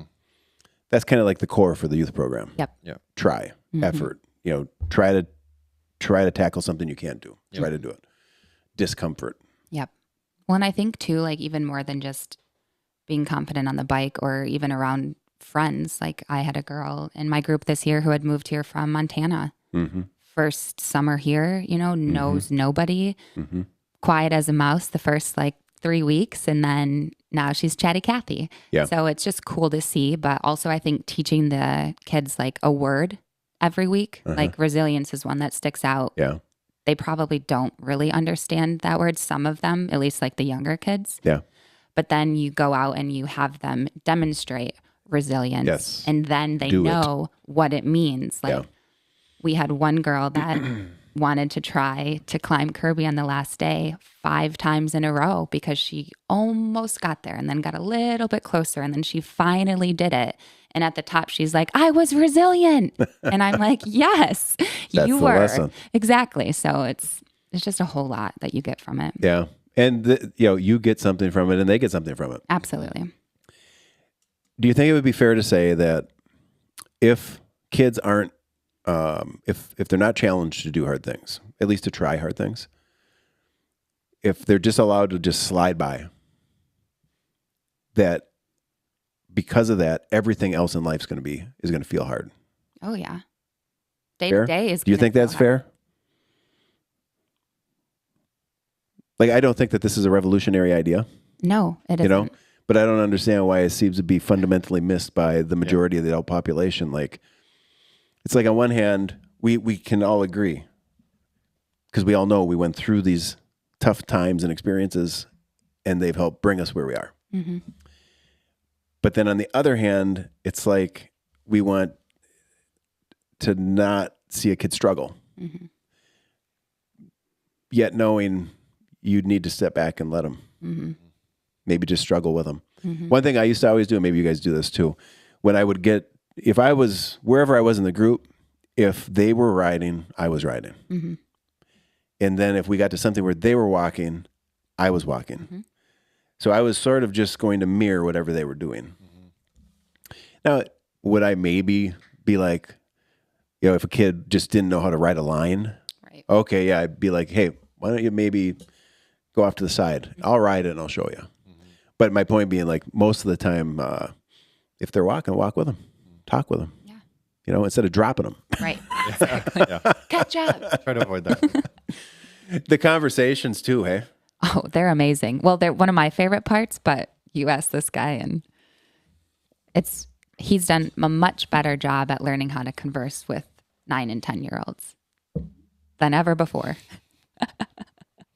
Was this an area of opportunity for you or what? Yeah. Oh yeah, for sure. Definitely. I'm not afraid to admit that. Yeah, no. It's not a Why bad is thing. that? Because was it like, I don't know what to say to them? Well, I mean, naturally it can be a little hard because, as you know, they're just going on about Everything. a lot that I don't know anything about. So interjecting in that, or becoming a part of the conversation, contributing to it, can be challenging. It was for me anyway. I don't have kids. How did so? I'm not an educator. How did the switch flip? What did you do to start getting engaged in the conversation? I think I ultimately just not stopped caring is not the right word. I stopped thinking so much about it and just started talking. Yeah. Like, maybe you just stopped thinking. that's probably the best way to put it. Maybe you were overthinking. Yeah, Oh, yeah. I definitely do that. Yep. Well, you're not alone. Well, if they're talking about like K-pop and Demon Slayer and he's like, what is that? Like, how do I what am I contribute going to to say? this? Like, sweet or yeah, Sweet or yeah. Yeah, Valuable interjections. yeah, a little bit than that, but absolutely. those are certainly topics. Yeah. I'm assuming with you having had the education background and interests, you probably don't struggle with the conversation and the conversing. I could talk to a wall for hours. She does. Yeah. Like to myself, not a wall. But yeah, no, easy to converse with them. I'm such a question asker. And sometimes it can be annoying, but I'm so curious about so many things. Yeah. I want to understand things. I want to understand the kids, why you like that. Try to, especially if you're maybe having like an issue or somebody maybe is lacking some confidence or doesn't want to try, like trying to understand what's going on about them, like their home life, or did they have a bad day, or what do they like, so I can kind of try to distract them with a Pokemon conversation or something, Right. So it's just, I think it's helpful. It makes my time coaching easier and more fun. I think the open-ended question thing is important. Yeah. Because like when you're saying if they're talking about K-pop and Demon Slayer or whatever's coming up, I love, first of all, listening to it is wild. It's like, what? Yeah. You got Skibbity Riz, Ohio, or whatever's Hard coming to up. follow. No cap. And to me, when I was on the bike, it's just like, just ask questions. Like, what about this Demon Slayer? Like, where's he live? Yeah. Yeah. And then, just to see what their reactions and responses are. And, Right. They think you're so silly or stupid. yeah, you maybe, just like, ask dumb questions. Yeah. They'll You don't just take know off who the with it. Demon Slayer is? No, tell me about him. Yeah, Is and he then nice? they'll give you a full rundown. Yeah. It's pretty incredible. Yeah. Yeah. Just innocent minds, like creative minds, wild minds. Like the ideas and what comes out of their mouth are endless. Yeah. Yeah. Yeah. You can see, I think, and you guys probably see it coaching them, but it really, bike club, I think, and getting them in the woods helps really spark curiosity, Mm-hmm. Yeah, absolutely. and the connection to the trails and just the outdoors. Mm-hmm. See them experiencing throwing a rock in the water. Like, it's not all riding. It's not about, Oh, yeah. hey, we got to hit 10 miles a day, or, Yeah. that's not what it's about. It's sort of just about the experience, Being out there. being together, Yes. Together. having a group of kids with a group of adults and working through things together, as one group or more, one in the group or more have struggles, Yeah. and learning how to keep the group together Yep. through the struggles, not have it sort of disintegrate on you. Right. Yeah. How do you guys manage that as coaches? Get any tips, any tricks? Yeah. No, I think patience is a big thing. Yeah. Like once you step onto base camp, no matter how shitty your day might have been at work, or if it is so bad you can't shut it off, like let somebody know, because I think you have to have, like, it's stepping into base camp with the mentality that like all these kids are going to remember tonight. Like you need Yes. to be on it. Yes. You need to talk Agreed. to their parents. You need to talk to them and ask them how their day was, what they did over the weekend, like keep them busy. But I do think like this year I probably was the hardest year coaching, just with different group dynamics and things like that. But Yep. it was also like an amazing year because I felt like I overcame some challenges with the group. Sure. But tips, yeah, patience. And also I think that I learned this year that if a kid says they can't do it or they don't want to try, or maybe it's a full-blown temper tantrum, like in the middle of the trail, like you can still get them moving. They may not like you, but after the fact, they're going to feel a sense of accomplishment and for sure. pride. Yep. So it kind of all washes itself out. They don't remember you saying, okay, we got to get moving. If you're not riding, we're walking. Like, pick your bike up, let's go. That type of thing. Yep. But so it's sometimes hard because you are kind of not like parenting other people's children, but you are. yeah, so it's like, You are you are. going to listen to me? Do you respect me? Yeah. But yeah, so I'd say that. You got any hacks?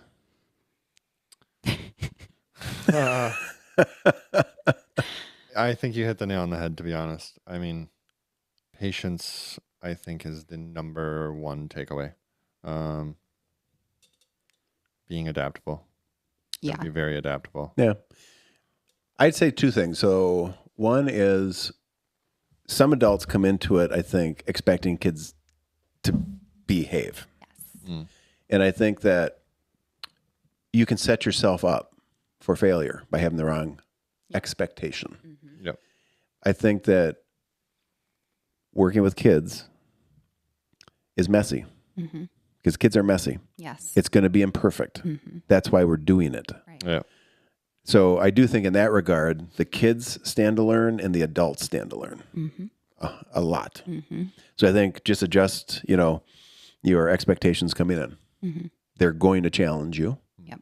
It's not them being a bad kid. You're going to have to work a little bit. Yep. It's just what they do. It's They're what they always trying do. to test and push. See how Yeah, far they can. and you kind of do want them to be testing their boundaries. Yeah. Because I don't want a generation of compliant kids. Nope. We want respectful, resilient, courageous, curious kids, not compliant, Yes. right? So there's that piece. And then the other piece I'd say, we need to do a better job of this, I think, through the training. I think that everything about the program is especially laid out, dialed in, structured, up until the point you get to bike club and you're there with your co-coaches and the group of kids you're with. And we are going to, in the off season, have to do a better job of giving you structure from that point forward. Because I think that what some coaches are struggling with by mid-season is the fact that they have not, from day one, set rules of engagement for Team 9. Like when I coached, the kids knew, here's what can happen in this group, and here's what will not happen. Yep. And as long as it was clear, and then importantly, whatever I said can't happen, it wasn't like this rule that we put out there but didn't manage. It was held to Yes. consistently. Yep. Kids will meet the bar, but you have to set the bar and be clear about it, and you have to reiterate it every single week, Yep. religiously. So that's something I think we need to do a better job on is how can you set your group up for success?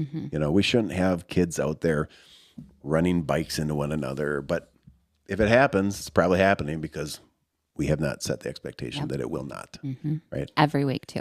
Yeah. 7 days go by and Yes. I forget what's going on in my life. So they for sure as hell forgot Absolutely. what we said at the beginning of practice. Absolutely. Yeah. Yeah. So I think that structure gets added in, sort of a punch list of things for the coaches every night, walk them through it. Because really, I mean, you should be thinking about, and I think, I'm not saying the coaches don't, but you want to think about that, step back from it. And you're like, okay, I'm going to have these kids for 3 months. And then they're going to leave me and they're going to forget about me to some degree. But you will have left them with some lessons if you were disciplined and intentional in the way that you led the group of kids. They'll take the lessons with them. They truly will. It'll come back in the same way that you start riding your bike again. Right. Right? Comes back around. Yep. Cable's not riding right now. He'll ride again. Oh yeah. But right now it's basketball time. Yeah. And that's probably what's going to take priority. Yeah. But it's like you put software into the computer. Yep. Right. And they might not run that program or play that game for a while, but it's there once Still you there. put it in there. Yes. Yep. Absolutely. So are you guys nervous about the upcoming Margie? I'd be lying if I said I wasn't a little. Do you have any doubt that you can do it? No. Okay. I was going to say, because you shouldn't. Yeah. Mm-mm. I think the only thing that could get you, and this could get anybody, is if you got like that 16-hour goal. Mm-hmm. If the wheels go off, Right. and it's like a disaster, Mm-hmm. and it's like, oh shit, I'm going to be lucky to be in 21. Yep. That's where a lot of people like, then the head narrative goes crazy. Yeah. Explodes. Yeah. Right. Yeah. Or even you for the buckle. You know, Yeah. if you get in and Mm-hmm. you see that, you get to that moment where you're like, fuck, it's not going to happen. Mm-hmm. Then what is the head chatter? You have to be willing to accept that Yes. and redirect course. Adapt. Mm-hmm. Yep. And I think accepting that now, today, before the race is better than, I think it's Yeah. having You a get there. plan for that, oh yeah. Yeah. Mm-hmm. you know? Like this is what we're shooting for, but if it isn't, it isn't. We're still out here doing something that we love with people we love, for people we love, you know? Make Yeah. the most of it. Yeah. You just see it through. Yeah. Roll with it. Yep. Roll with it that's a good way to put it. Mm-hmm. What else do you have this year? So besides Margie, race wise or event wise? Quite a bit of UP cross races. Oh, that's right. Yep. Yeah, that'll kick up in the fall. Yeah. This Yeah. Sunday. It's this Sunday's first one. Peak to peak. The Iceman. Peak and Iceman. Oh, yeah. Mm-hmm. Pro waves? Mm-hmm. Yeah, actually, both of us this year. Well, I figured if you're going for buckle, you probably go for pro wave at Iceman. Yeah. Yep. It'll be my year two in pro. Year two in pro. Yeah. How'd you do last year? Not great. Second to last, but I did get into a little pile up with 6 other girls, Did ya? and we kind of all trickled into the end together. But it's a race I'm not good at. Like it's not my strong suit. Like Because of why? Power? constant power. Yeah. Just constant. It's all about your wattage. Yeah. Like, I and mean, it's the complete opposite of Yeah. what the majority of our year has been so far, at least this year. Yes. yeah, I'm like agree Ore to with Shore, similar. Similar. But I still feel like you get a little bit of a break when it comes to some single track and that type of stuff. But There's really no No. relief on the Iceman course. No. yeah, No, I'd say Ore to Shore has some single track and then just some techie shit. yeah, And it still is 48 miles. Yeah. I mean, Iceman is, give or 28. take, 28. 25 to 30, somewhere in there. Yeah. Mhm. I mean, So it, it's it just goes quick and by fast. very quickly. Yeah. We're going to be down there again. We had Awesome. a spot last year. Yeah. As a vendor, we'll be there again. Yeah. It's a good weekend. It's fun. My mom's doing it this year, so I'm excited, like for her to see what she thinks about it. From an event perspective, it's phenomenal. Oh yeah, Yeah. You know, just the pomp and circumstance Yep. and the experience of the crowd. And Oh my gosh, yeah. especially when you're like out there and you're a couple miles out coming in Timber Ridge and you can Yep. just, it's like the Super Bowl of mountain biking. Yes. And you can hear that crowd in Yeah. the distance. You think you didn't have anything left in you, and then all of a Right. sudden you have like a turbo jet engine on. You're like, Fresh woo! legs. Right. Yeah. Instead of one guy on a street corner saying, hell yeah, there's like You're like, yes, it's the same amount thousands of stoke. people screaming. Yeah. Yep. I don't, did they do this last year? I haven't done the Iceman now in a few years, but one thing I always appreciated is it seemed like they'd bring you up to Timber Ridge. You'd be like right there. You'd be like thinking, you're done. Yeah. Then they send you out, Yeah. right? Back for a couple miles or something. Did they do that? Did they Same. continue to do that? Yes.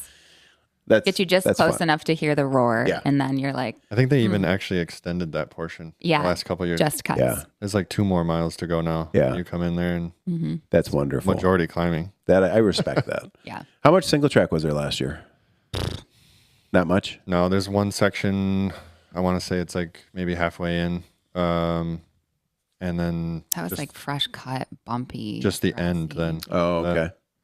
Like I think they're trying maybe to add in some more. Well, you kind of, you have to for at least like the faster waves or the pro wave, Yeah. just because the whole race up until that point is 2-track, Mm-hmm. like Have to slow them damn down a near little. pace lining. Mm-hmm. And Yeah. you got to choke that down somehow to Mm. cause some kind of a area of opportunity. Mm-hmm. Mhm. Get Yeah, interesting. okay, so I can see that for the pro waves. That makes sense. Mhm.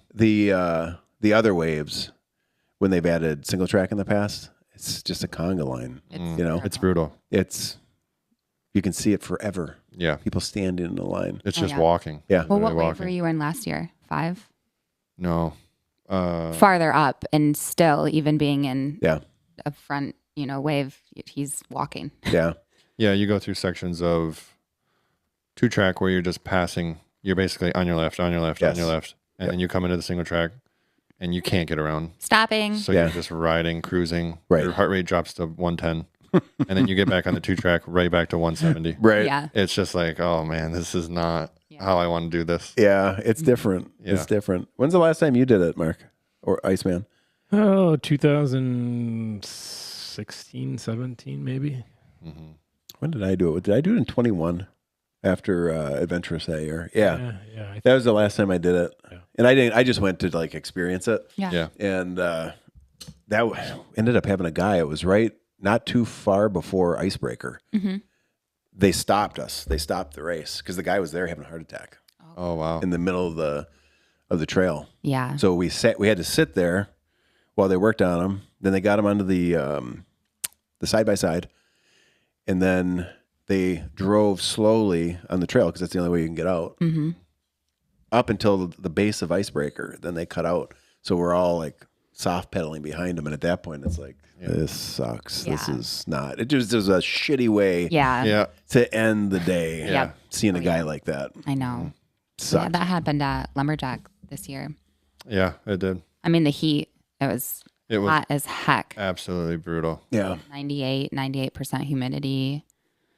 full Yeah, I heard sun. that a lot of people had a struggle with It's the like a heat. 60% DNF that year.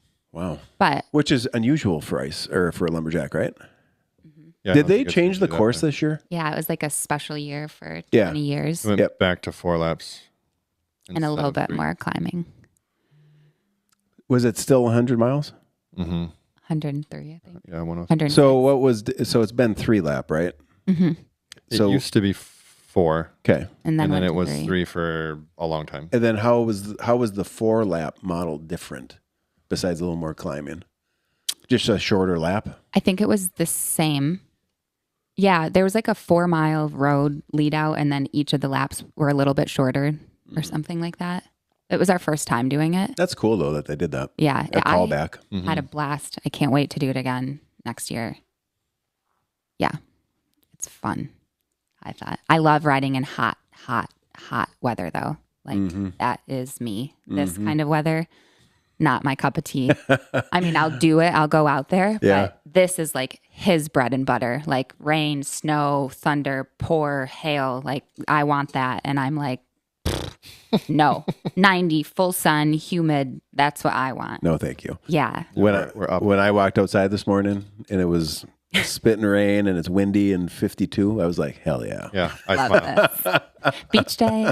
Thriving in that way. Oh, it's just perfect. Fall, hunting, the whole thing, man. Yeah. Can't Love get it. behind that one. The heat caught people at Crusher also for the point to point Oh, yeah. Yeah. because that first day we had, high, not 90, but the temps were high, the humidity was high. Mm-hmm. In the first 24 hours, we set a new record for the number of people that went to the ER. Wow. Yeah, Really? for Crusher.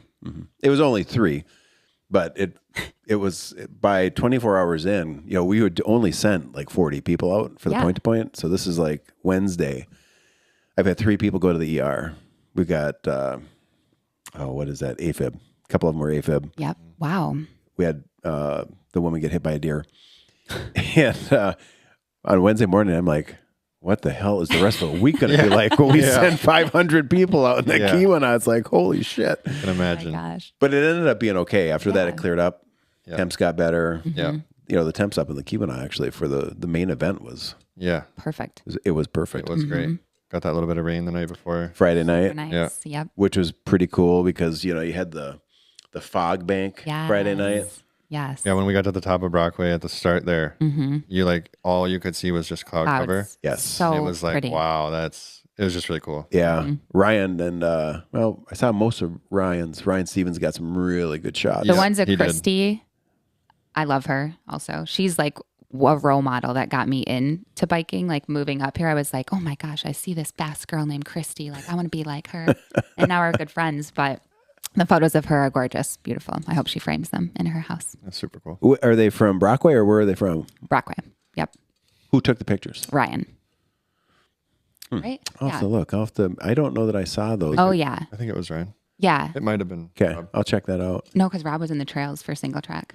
Yeah, it was like a So that would have been It's a just way. like super yellowy, like that T-shirt. yeah. Put Christy's body in it and make it like A little Um, hazy. yeah, that yellow, cloudy. morning? Yes, because she did the 40. Yep. Yes. I like it. Yeah. Yeah, there were some great shots too. Ryan got a couple shots of the ore boat Yes. in the distance. Yes. From when he was on top of Brockway, which was also pretty cool. Yeah. Yeah. It's just fun to look through all of the photos that both of them do. Yeah. Like, first of all, they're amazing photographers. Yes. And it's cool that they sit out there Yep. all day, all night, Yep. wet, hot, stinky, whatever. Yeah, we came to a river crossing and Ryan had his pants rolled up. He's just standing in the water. river with the camera down by the water. Didn't expect him. Yeah. That's super cool. Yeah. But it's just cool. How were the water crossings? There were a few, right? Yeah, there There were. were. It was hilarious. I thought that people were taking off their shoes and socks and then walking over. I don't know why I thought that was so Yeah, funny to me. I know like some people, they really just can't stand having Wet wet feet. shoes, which I get. Yeah. How do you do Crusher though with dry feet? That's I- you can't. yeah. Like You you just have to walk accept it, across right? this one, you're getting wet somewhere else. So Yeah, we were honestly rolling up to them and people were like kind of standing on the embank, right? Like looking at it, watching people. How am I going to do this? is anyone going to try to ride it? We just came absolutely barreling in there. Fall off into the river, keep Yeah. walking. So Yeah. yeah, no shame. It's fun. Like also if you're a little hot or you want some fresh I water on honestly your thought it face. felt great. I was like, wow, that's refreshing.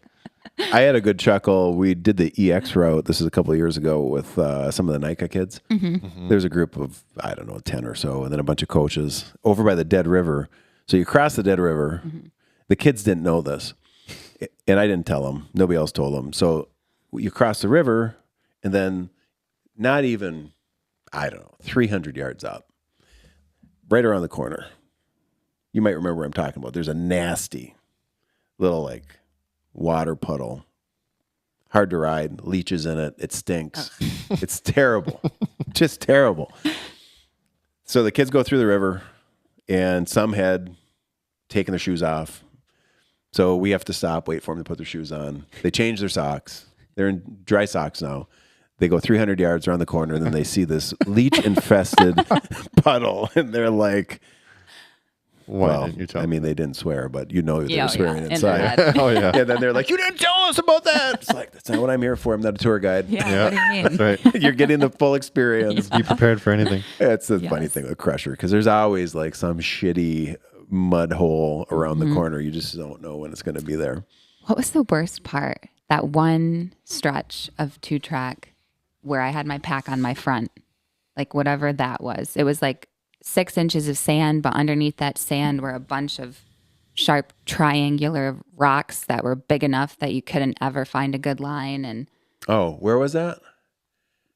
Was that, I don't know. it wasn't out on the point. it was before our first sag stop because I still had my water jug on my front. Was it in the first 30 to 35 miles or not? No. No? It was like between 30 and 50? 60 Okay. because we hadn't stopped yet. Emily asked him because we had a woman step. It sounds like she was in a puddle, a bunch of baby heads and different things in there, and she ended up turning her ankle Oh, and broke her ankle. oh shit. Yeah. And then she was lucky that somebody was headed out, some guy was headed out to the rocket launch, Oh, yeah. okay. and he actually ended up taking her back to us at BaseCamp Wow. at Trails End. Yeah. I think it was wherever everybody was congregated for the first sag stop, that 2-track road that we went down because it continues. Anyway, I don't know, but I personally thought the hardest part was towards the end. Like that Like Second Eagle climb River. up Brockway. 2-track that looks like you drove it down with your truck one time. Oh, yeah, And then that. you get to like the shale climbs, super loose rock. They just you Yes. can't even see the top, and you're like, yeah. When is this ending? I'm so good on this. My Garmin's like telling me to turn left, and I'm like, do I have the right file? We listened to the Garmin though because I wasn't going to make a wrong turn bombing a hill like Nicole and I did for 40 beers. Like, Just if this makes you feel any better, Yeah. since you guys made that wrong turn, he did too. yeah. The sun popped out, and I was. Oh just, yeah. the I just wanted all of that hill. Yeah. You want all that Oh, hill. yeah. And even after it, like that trail is pretty cool. It was a little wet, but we were like gone. We've had a bunch of people admit they're like, yeah, you got me on that hill. Yeah. Well, you turn right into the woods. Yeah. Like Yeah. you're not, it's not a trail. It's not anything. Hilarious. It's, we were dying laughing. Yeah. And she like hadn't been riding much. So like, she's walking back up the hill and I'm like, I'm just gonna spin it out, whatever. And then we both end up walking and we're just laughing. And then we're like, I think we're doing the rest of this by ourselves. Like, where is everybody? No service. Yeah. But then we got up to him. Who was in the group with you? Larry, Caitlin, and her husband Brenton. Yep. Valerie. I'm blanking on names. I think Nicole. it was Caitlin or Brenton. Caitlin. Oh, they were both on here. Yeah. When you guys made the wrong turn. Oh, your video or your voice note? Oh, that's right. I sent you guys a voice note. Yes. That's right. Yep. They were texting me and they were like, we don't know where they went. So then I hopped on the track leaders and I'm like, well, they're behind you. And they're like, how the hell's that happen? I said, well, judging by the track file, they took a wrong turn. Right. Yeah. It was hilarious. And it's so funny because even Nicole was like, super chill day, party pace, social, like I haven't been riding. And then we get off in the front yapping and we're, where is everybody? Yeah. Shoot. So that's just unfortunately what happened. Talking too much and saw it downhill and wanted to shred. Just went for it. Yeah. Mm-hmm. But that was such a good group and such a cool experience. Like, I'd love to do the Eagle one because that's with the Huron. Yeah. Yeah. A little longer, 60-ish. Yep. 60 some miles. I also think it'd be cool to do the 225 EX. Yeah. I don't know. There's only been one woman that's done it in the last 3 or 4 years. Really? Lisa. Oh. She did it this year. Okay. She's the only woman to ever buckle it. Wow. Oh, I saw that. Yeah. Kudos, girlfriend. Yeah. That's but in awesome. the last 4 years, I can't think of another woman that has done the EX225. So I'm calling you out. Yeah. Okay. It's a great route. It really is. I have to get some more gear. Yeah, that's for sure. It is a great route. Yeah. That experience is different from the mass start because Yeah. it's you. Yep. It's you and whoever you bring with you. Yep. And it's just a different deal when it's that way. Yeah. Well, and it was cool too to be out there, like in a group, you could chat with people if you wanted to, but I would like ride off the front a little bit or kind of stay in the back and just ride by myself. Right. Because you don't hear anything. Nope. You don't see anybody, no cars. Like you're just out there. So take a second to like look up. Take it in. Yeah. It's just like that's why I do it. Like the adventure approach to it Yeah. Yeah. interests me. The 225 is cool, or the 175 if you do it. If you have to go through the night, like you mentioned that point where you guys are talking about moving up here, looking up at the night sky and the stars. Yeah. Yeah. That's my favorite part of Crusher is going through the night, where you're doing a one continuous push, and you get that night experience. And if you're lucky, you get like a super clear night. And when you're out there in the middle of nowhere, I mean, it glows. Yeah. It's all the sounds too, I think are cool. Birds, little animals Yeah, it's running around. always great just being submerged deep in wilderness. Yeah. The no cell service, honestly, I think is my favorite part though. Yeah. Like it's great to just shut off up there. You need it. You need it. Yep. You had mentioned enhanced gravel earlier. You mentioned that it said that's a funny reference for like the QAnon or something. Yeah. If somebody was like, hey, I'm going to do the Crusher, what's this enhanced gravel stuff? How would you define enhanced gravel? We would laugh. Yeah. Yeah. It's very chunky. I don't know. It's hard to consider it gravel, to be honest. I mean, a lot of it's just like rocky road, right? Yep. Rocky Knot Road. Like, is this a road? Is this a Well, that too. what is this? It's just Where like are a we? large. By a Uper definition, this is a road. Yes. Yeah, there you go. Yes.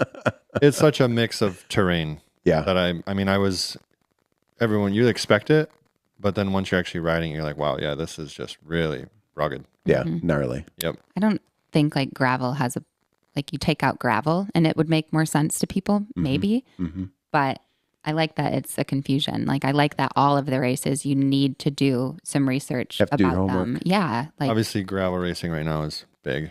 So when people hear the word like, you know, oh, Yes. it's enhanced gravel, Uh-huh. their mind, I can tell you right now, goes nowhere near where absolutely not. They're thinking that it's reality like is. extra fun. Yes. Oh, yes, right. sure.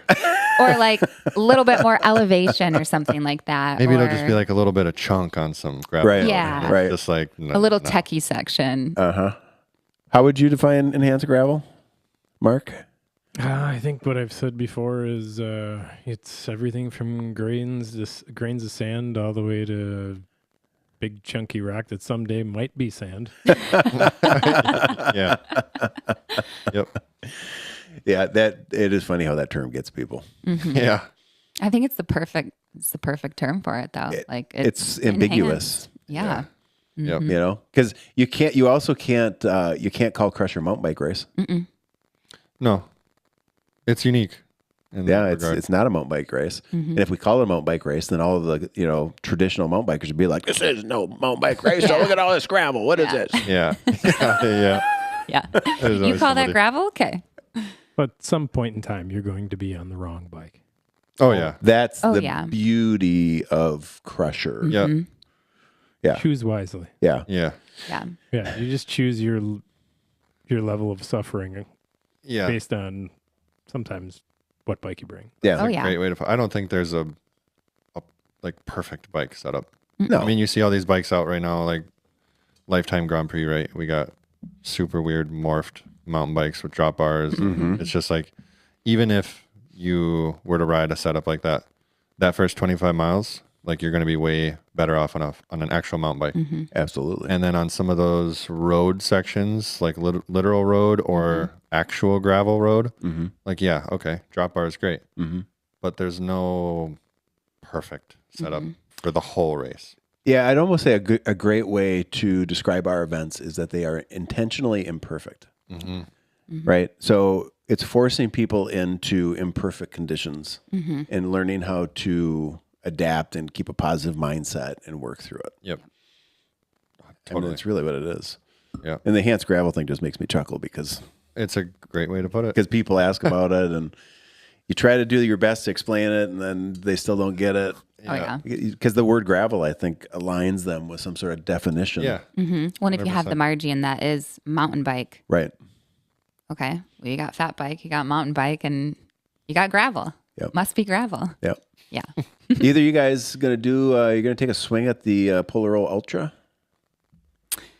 Well, my first experience with the Polar Roll was after my third fat bike ride was when we all went out as a group with Cottums and Maya and John. Is that for real? Yeah, that was my third fat Oh, bike yeah, ride yeah, because yeah. I was on a rental. That's right. Yeah. and I tried out Maya's bear grease and all that. So Yeah. just got into fat biking last winter. Bit the bullet, bought the Bit the bike. bullet. 2 days before Crusher, I got my fat bike. You mean Polar Roll? Polar Roll. Yeah, did the MS-30. Good experience. Wow. Yeah.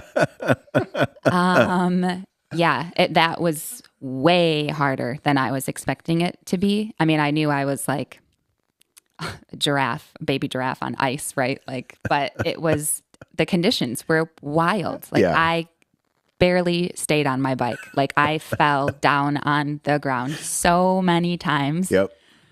Like, I remember, I think, seeing you all at the finish. Or no, I saw his parents at somewhere, maybe like by Molten. And they were like, "Gosh, she looks good." They like came up to me and they're like, "Are you okay? What's wrong?" Like, because I was taking so long. Like, they thought I was going to be so much faster. Yeah. That's that straight section when you go down mountain there. Oh, Yeah. right along the road. Yeah. Yeah. Bunch of people set up. Yeah.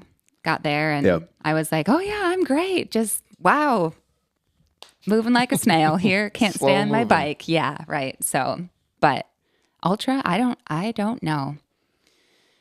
I like hate the cold. Yeah. Hate is such a strong word, but I just Yeah. don't do well. Yeah. And Well, the if it's cold- not your thing, the Ultra would not be your thing. no, but because it's not my thing, should it be my thing?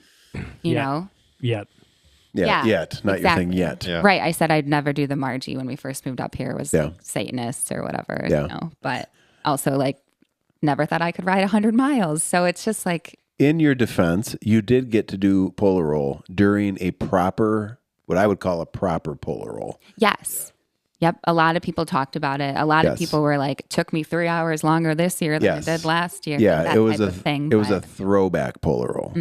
We'd had a lot of good runs, so it was nice to have a shitty experience thrown in to remind Yeah. everybody how bad it can be. Well, and it was bad. Like Yeah. I was shocked. I was freezing cold. It was cold. Yeah, and it's no reflection of the groomers.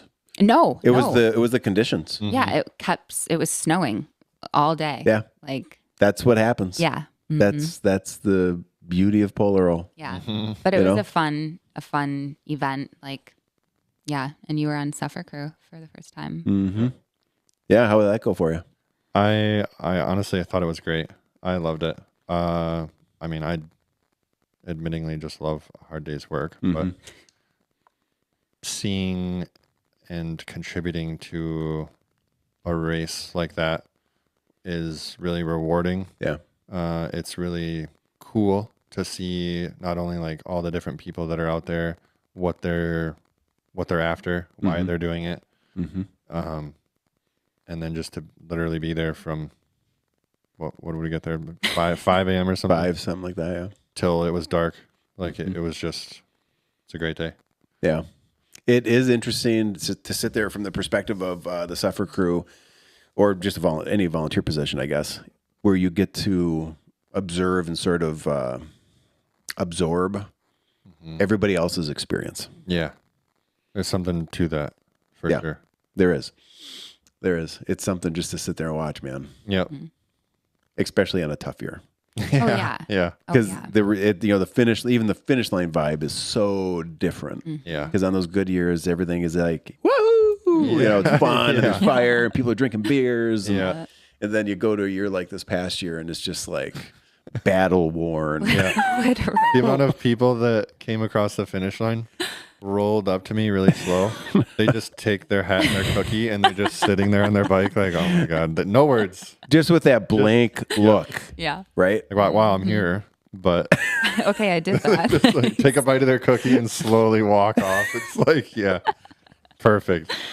Yes. Well, I mean, hopefully, maybe we get a nice year next year just to raise everybody's spirits before we smash them down again. Then you lose all the memories, though, of the tough ones. You know? Those are the ones we always end up re-talking about. Yep. Yep. For sure. It's the tough years, like the 19 year. The first 15, 16 were tough. The first 2 years. 16, I'll never forget. Did you do it? No, you didn't do it 16. You were 17, 18 was your first one? Yeah, it was 16, I think. Yeah, I think it was 16. The rain year? Oh, no, it was 17. Oh, it rained. Yeah. That year, I'll never forget that year. For polar roll rain? Polar roll, 40 degrees, rain. I remember Friday night when we went to go sign like on Wellfield Road. The rain was falling and instantly turning to ice. Like if you got off the sled, you were sliding down every hill. Yeah. It was insane. And then it did rain the whole day of the race. When you got down, that's when we finished in Matson Park. And the whole bike path was like a trough of slush and water that deep. Yeah. All the side roads were glare ice. It was insane. Wild. I stood at the base of Benson Grade on 553 looking up because the course came down Benson and then cut across to the snowmobile trail where Hugs and Bacon was. Yep.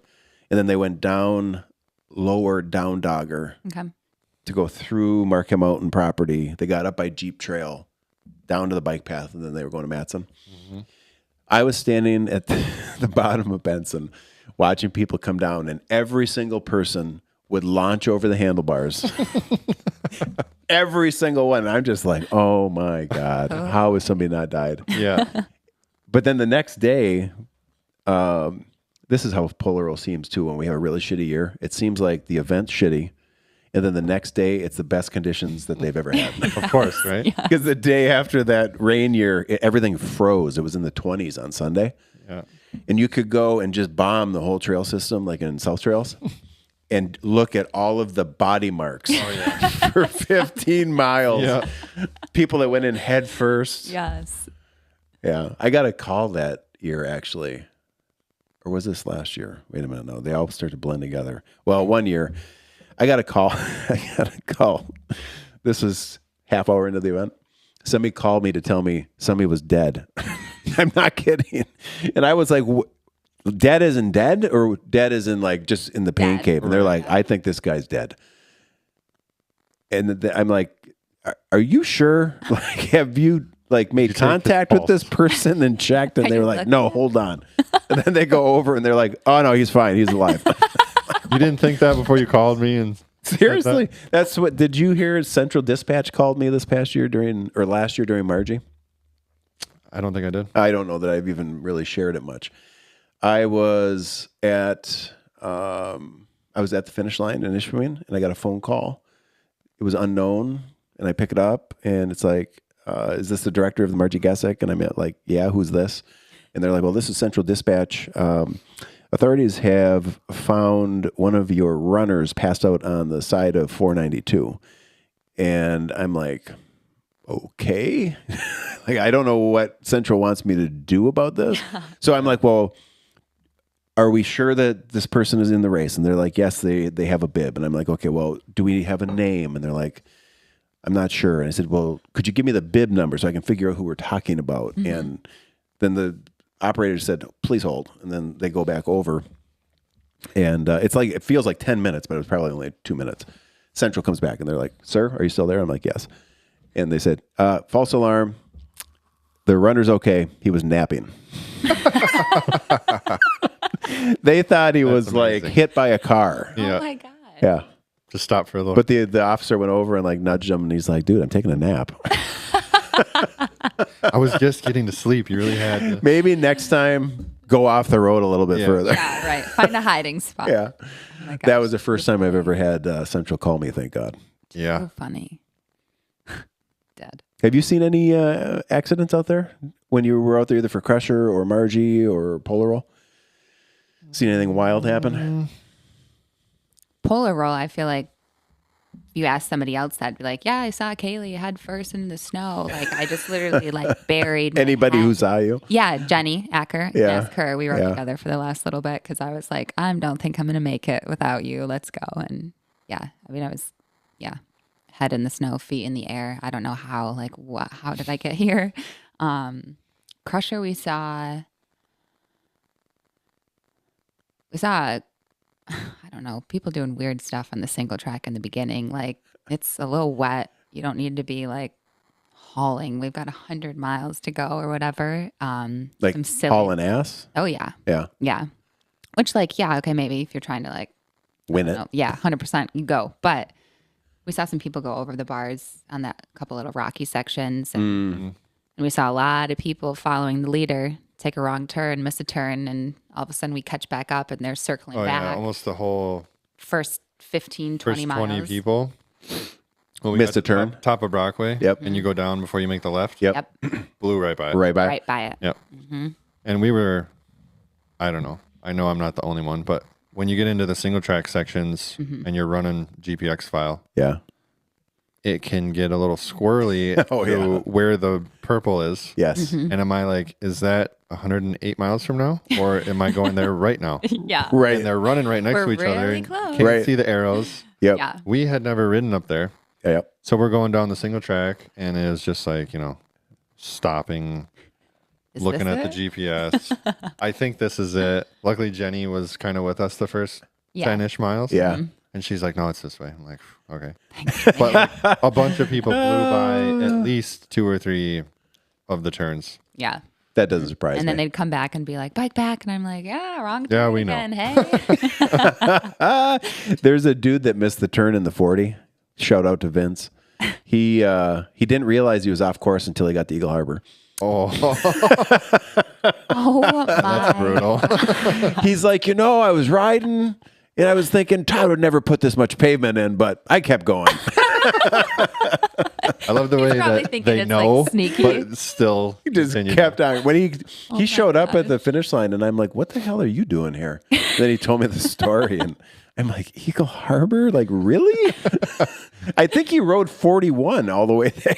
Right, all pavement. Just like, this is interesting. Oh God! That's so funny. Yeah. So Stories are great. Vince, unfinished business. Okay. Call out. Call out Again. Yeah, he admitted. He said he's gonna have to come back. Yeah. He was trying to take the whole shot off the front. He's like, "Yeah, I got to the top of Brockway. I was all alone." Crushed it right by the left-hand turn. Yep. I was intentionally like, let's hang back a little. It's less work, right? I mean, navigating particularly on trails where you've never even ridden, I think that's smart. it's easier. Yep. I mean, there's a little level of assumption that the person in front of you knows where they're going, Mm-hmm. but But we're kind of worth the gamble, especially if you know who it is, Yeah. Yep. because then you can just kind of not focus so much on it. Yep. I mean, Yeah. that first like few miles when you drop in left there and you're kind of descending and it's windy and it's just like trails that double back on one another. Yep. Wherever we met the 40s or the MS 40s, because they were going the opposite way. Yep. That was interesting too. There were so many ways that you could go, Yeah. and there were trails stacked, like terraced. So it's like, okay, is it this one? Is it the second, third, fourth, or Right. fifth trail that's riding along this? I know we go straight, but what one is it? Yep. So Once just we ran dancing into around. people that were going the other way, Yeah. Then it was clear. the initial thought though was kind of just like, what the hell is going Messing on with right us? now? Like, Who are these people? Where Yeah. are they coming from? are you doing the 100? You're going the Yeah. wrong way. Everyone's Yeah. kind of chatting about it as you're passing. And like, Yeah. what is going on? Yeah. But figured it out. And it was good. Like, I'm Sure, just usually kept not the going. navigator. Pretty poor at navigation, if I'm being honest. But having it on my Garmin and being like, oh yeah, I think it's this way, or I think it's left. Like, he'd be asking, where are we going? Where's the next turn? I'm like, okay, it's up here on the right or whatever. And then he's like, nope, it's on the left. And I'm like, oh, okay. So learning, but When you guys are out hunting, bird hunting or whatever you're doing out west, how are you navigating if you have to navigate at all?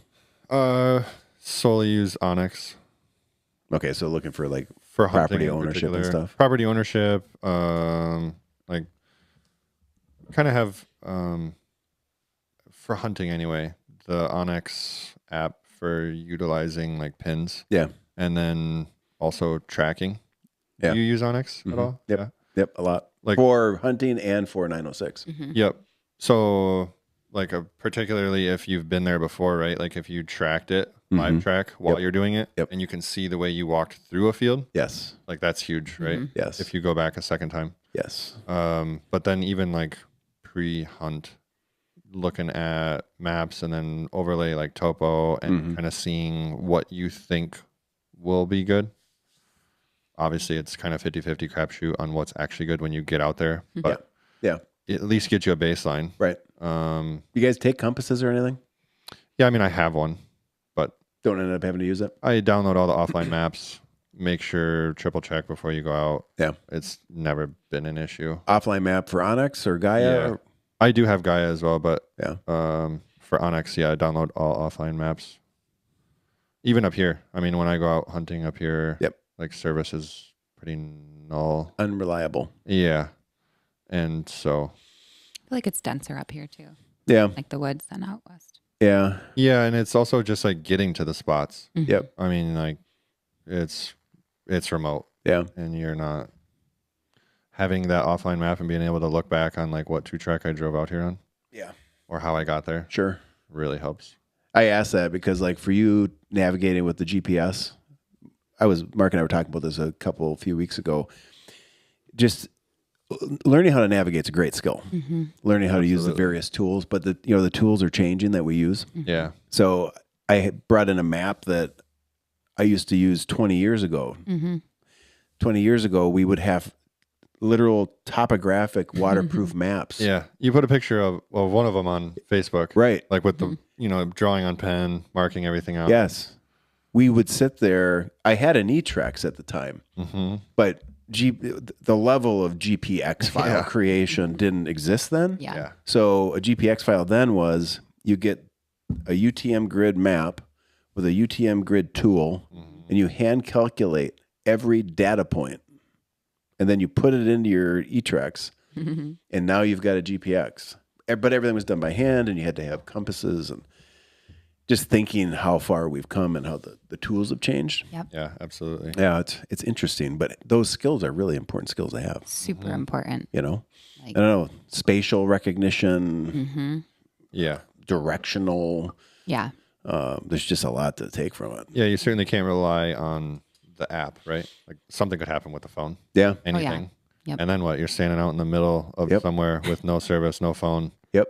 I mean, if you don't even at least have a baseline, you could find yourself in a pretty serious situation pretty quick. I don't know if you've had this experience. There's a place where I hunt where when I get into it's always in the same relative zone. When I'm going through their scouting, service is sketchy at best. And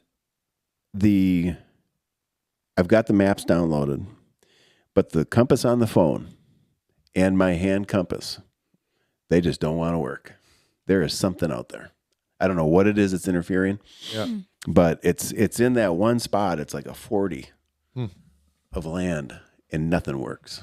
Now, I mean, I've gotten turned around enough that I actually now understand, because it was like I know what the lay of the land is mentally, but what I'm looking at is saying the exact opposite. I'm like, what the fuck? Am I fucked up, or is this thing? It's this. You start questioning yourself. Well, yeah, because you're like, Yeah. I mean, this can't be wrong. You must be an idiot. And then you're like, well, but no, actually, that's not right. Yep. So that was really weird. Have you ever had that? Can't Run play into that? big head games on you. Yeah, maybe once or twice. Just like find yourself in an area where you're kind of like, you thought you know, or like you've been before. Like I've been out to obviously go back to certain spots. Yeah. And then you get carried away in what you're doing, or whatever's in front of you, and then you stop and you're kind of like, well, hold on a second. I didn't recall that. Yeah. Well, it's a good lesson. For sure. Know how to use your stuff. Yeah. Have a lay of the land. Yeah. That's the one thing I'd say is that, I mean, maybe not so much now because we run events in the same area all the time, so we have a sense what the lay of the land is. But Yeah. I feel like way back when you had to use the topos and you had to sit down with a grid tool and you literally spent hours plotting by hand, you went into that wilderness area with a much more clear mental map Yeah. of where things were because you were in it. Yeah. You weren't depending on a tool. Yeah. You didn't just pull out your phone and say, this looks good, and drive there. Right. Yeah. Yeah, so it's different. Totally different. Well, what time we got here? Oh, we're not bad. We're only 2 hours and 20 minutes. Doing great. 2 hours and 15 minutes. Yeah. Good. What are you guys doing next? Where are you going? Work? Yeah. Yeah. Back to work. Yep. Am I going to get like a call from Prime when this goes live? Like, hey. No. Honestly, Corey will probably love it because we mentioned Prime. Yeah. Hey, Prime's great. Kevin, Yeah. I mentioned Kevin, is it Rusin? Yep. Yeah. Tavin. Your neighbor. Yeah, they live right next door to us. Yeah. Great family. Yep. Prime's been great. They've done some work at the house. Yeah. Great guy. Yeah, good people. Everybody I've met from Prime's been good. That's great. We're all right. Yeah. Yeah. All right. Well, we're going to get out of here. We're going to roll. Mark's got work to do. I'm going to go see Deb Leaf, pick up some beets, Yay. Oh, yum. say hi to her. I haven't seen her place before, so this will be the first time. Have you been out to her place? Nice. Nope. Just met her for the first time because trails. Okay. Yeah. She's got a place out, I guess it's like on 581. Mm-hmm. Going to go check that out. Get some- Probably pretty. Oh, yeah. Yeah. I think she's built a building, a house or a camp or something out there. Love I don't it. know. Maybe we'll get Deb Leaf on here sometime. That'll be a 14-hour podcast. With so many laughs. I know I mentioned it when I met her down at the finish of the Orta Shore. Yeah. Well, I passed the message on to you. It'll be chapter 1, Deb Leaf. There you go. There you go. A 14-part series. 14-part series. Yeah, exactly. Hey, thanks for coming on today. Thanks for everything you guys do with Absolutely. coaching the kids and adventure team and doing the events and showing up and keep showing up to do hard things. We appreciate you very much. We for will having us. indeed. Yep. Yeah. You're welcome. Over and out.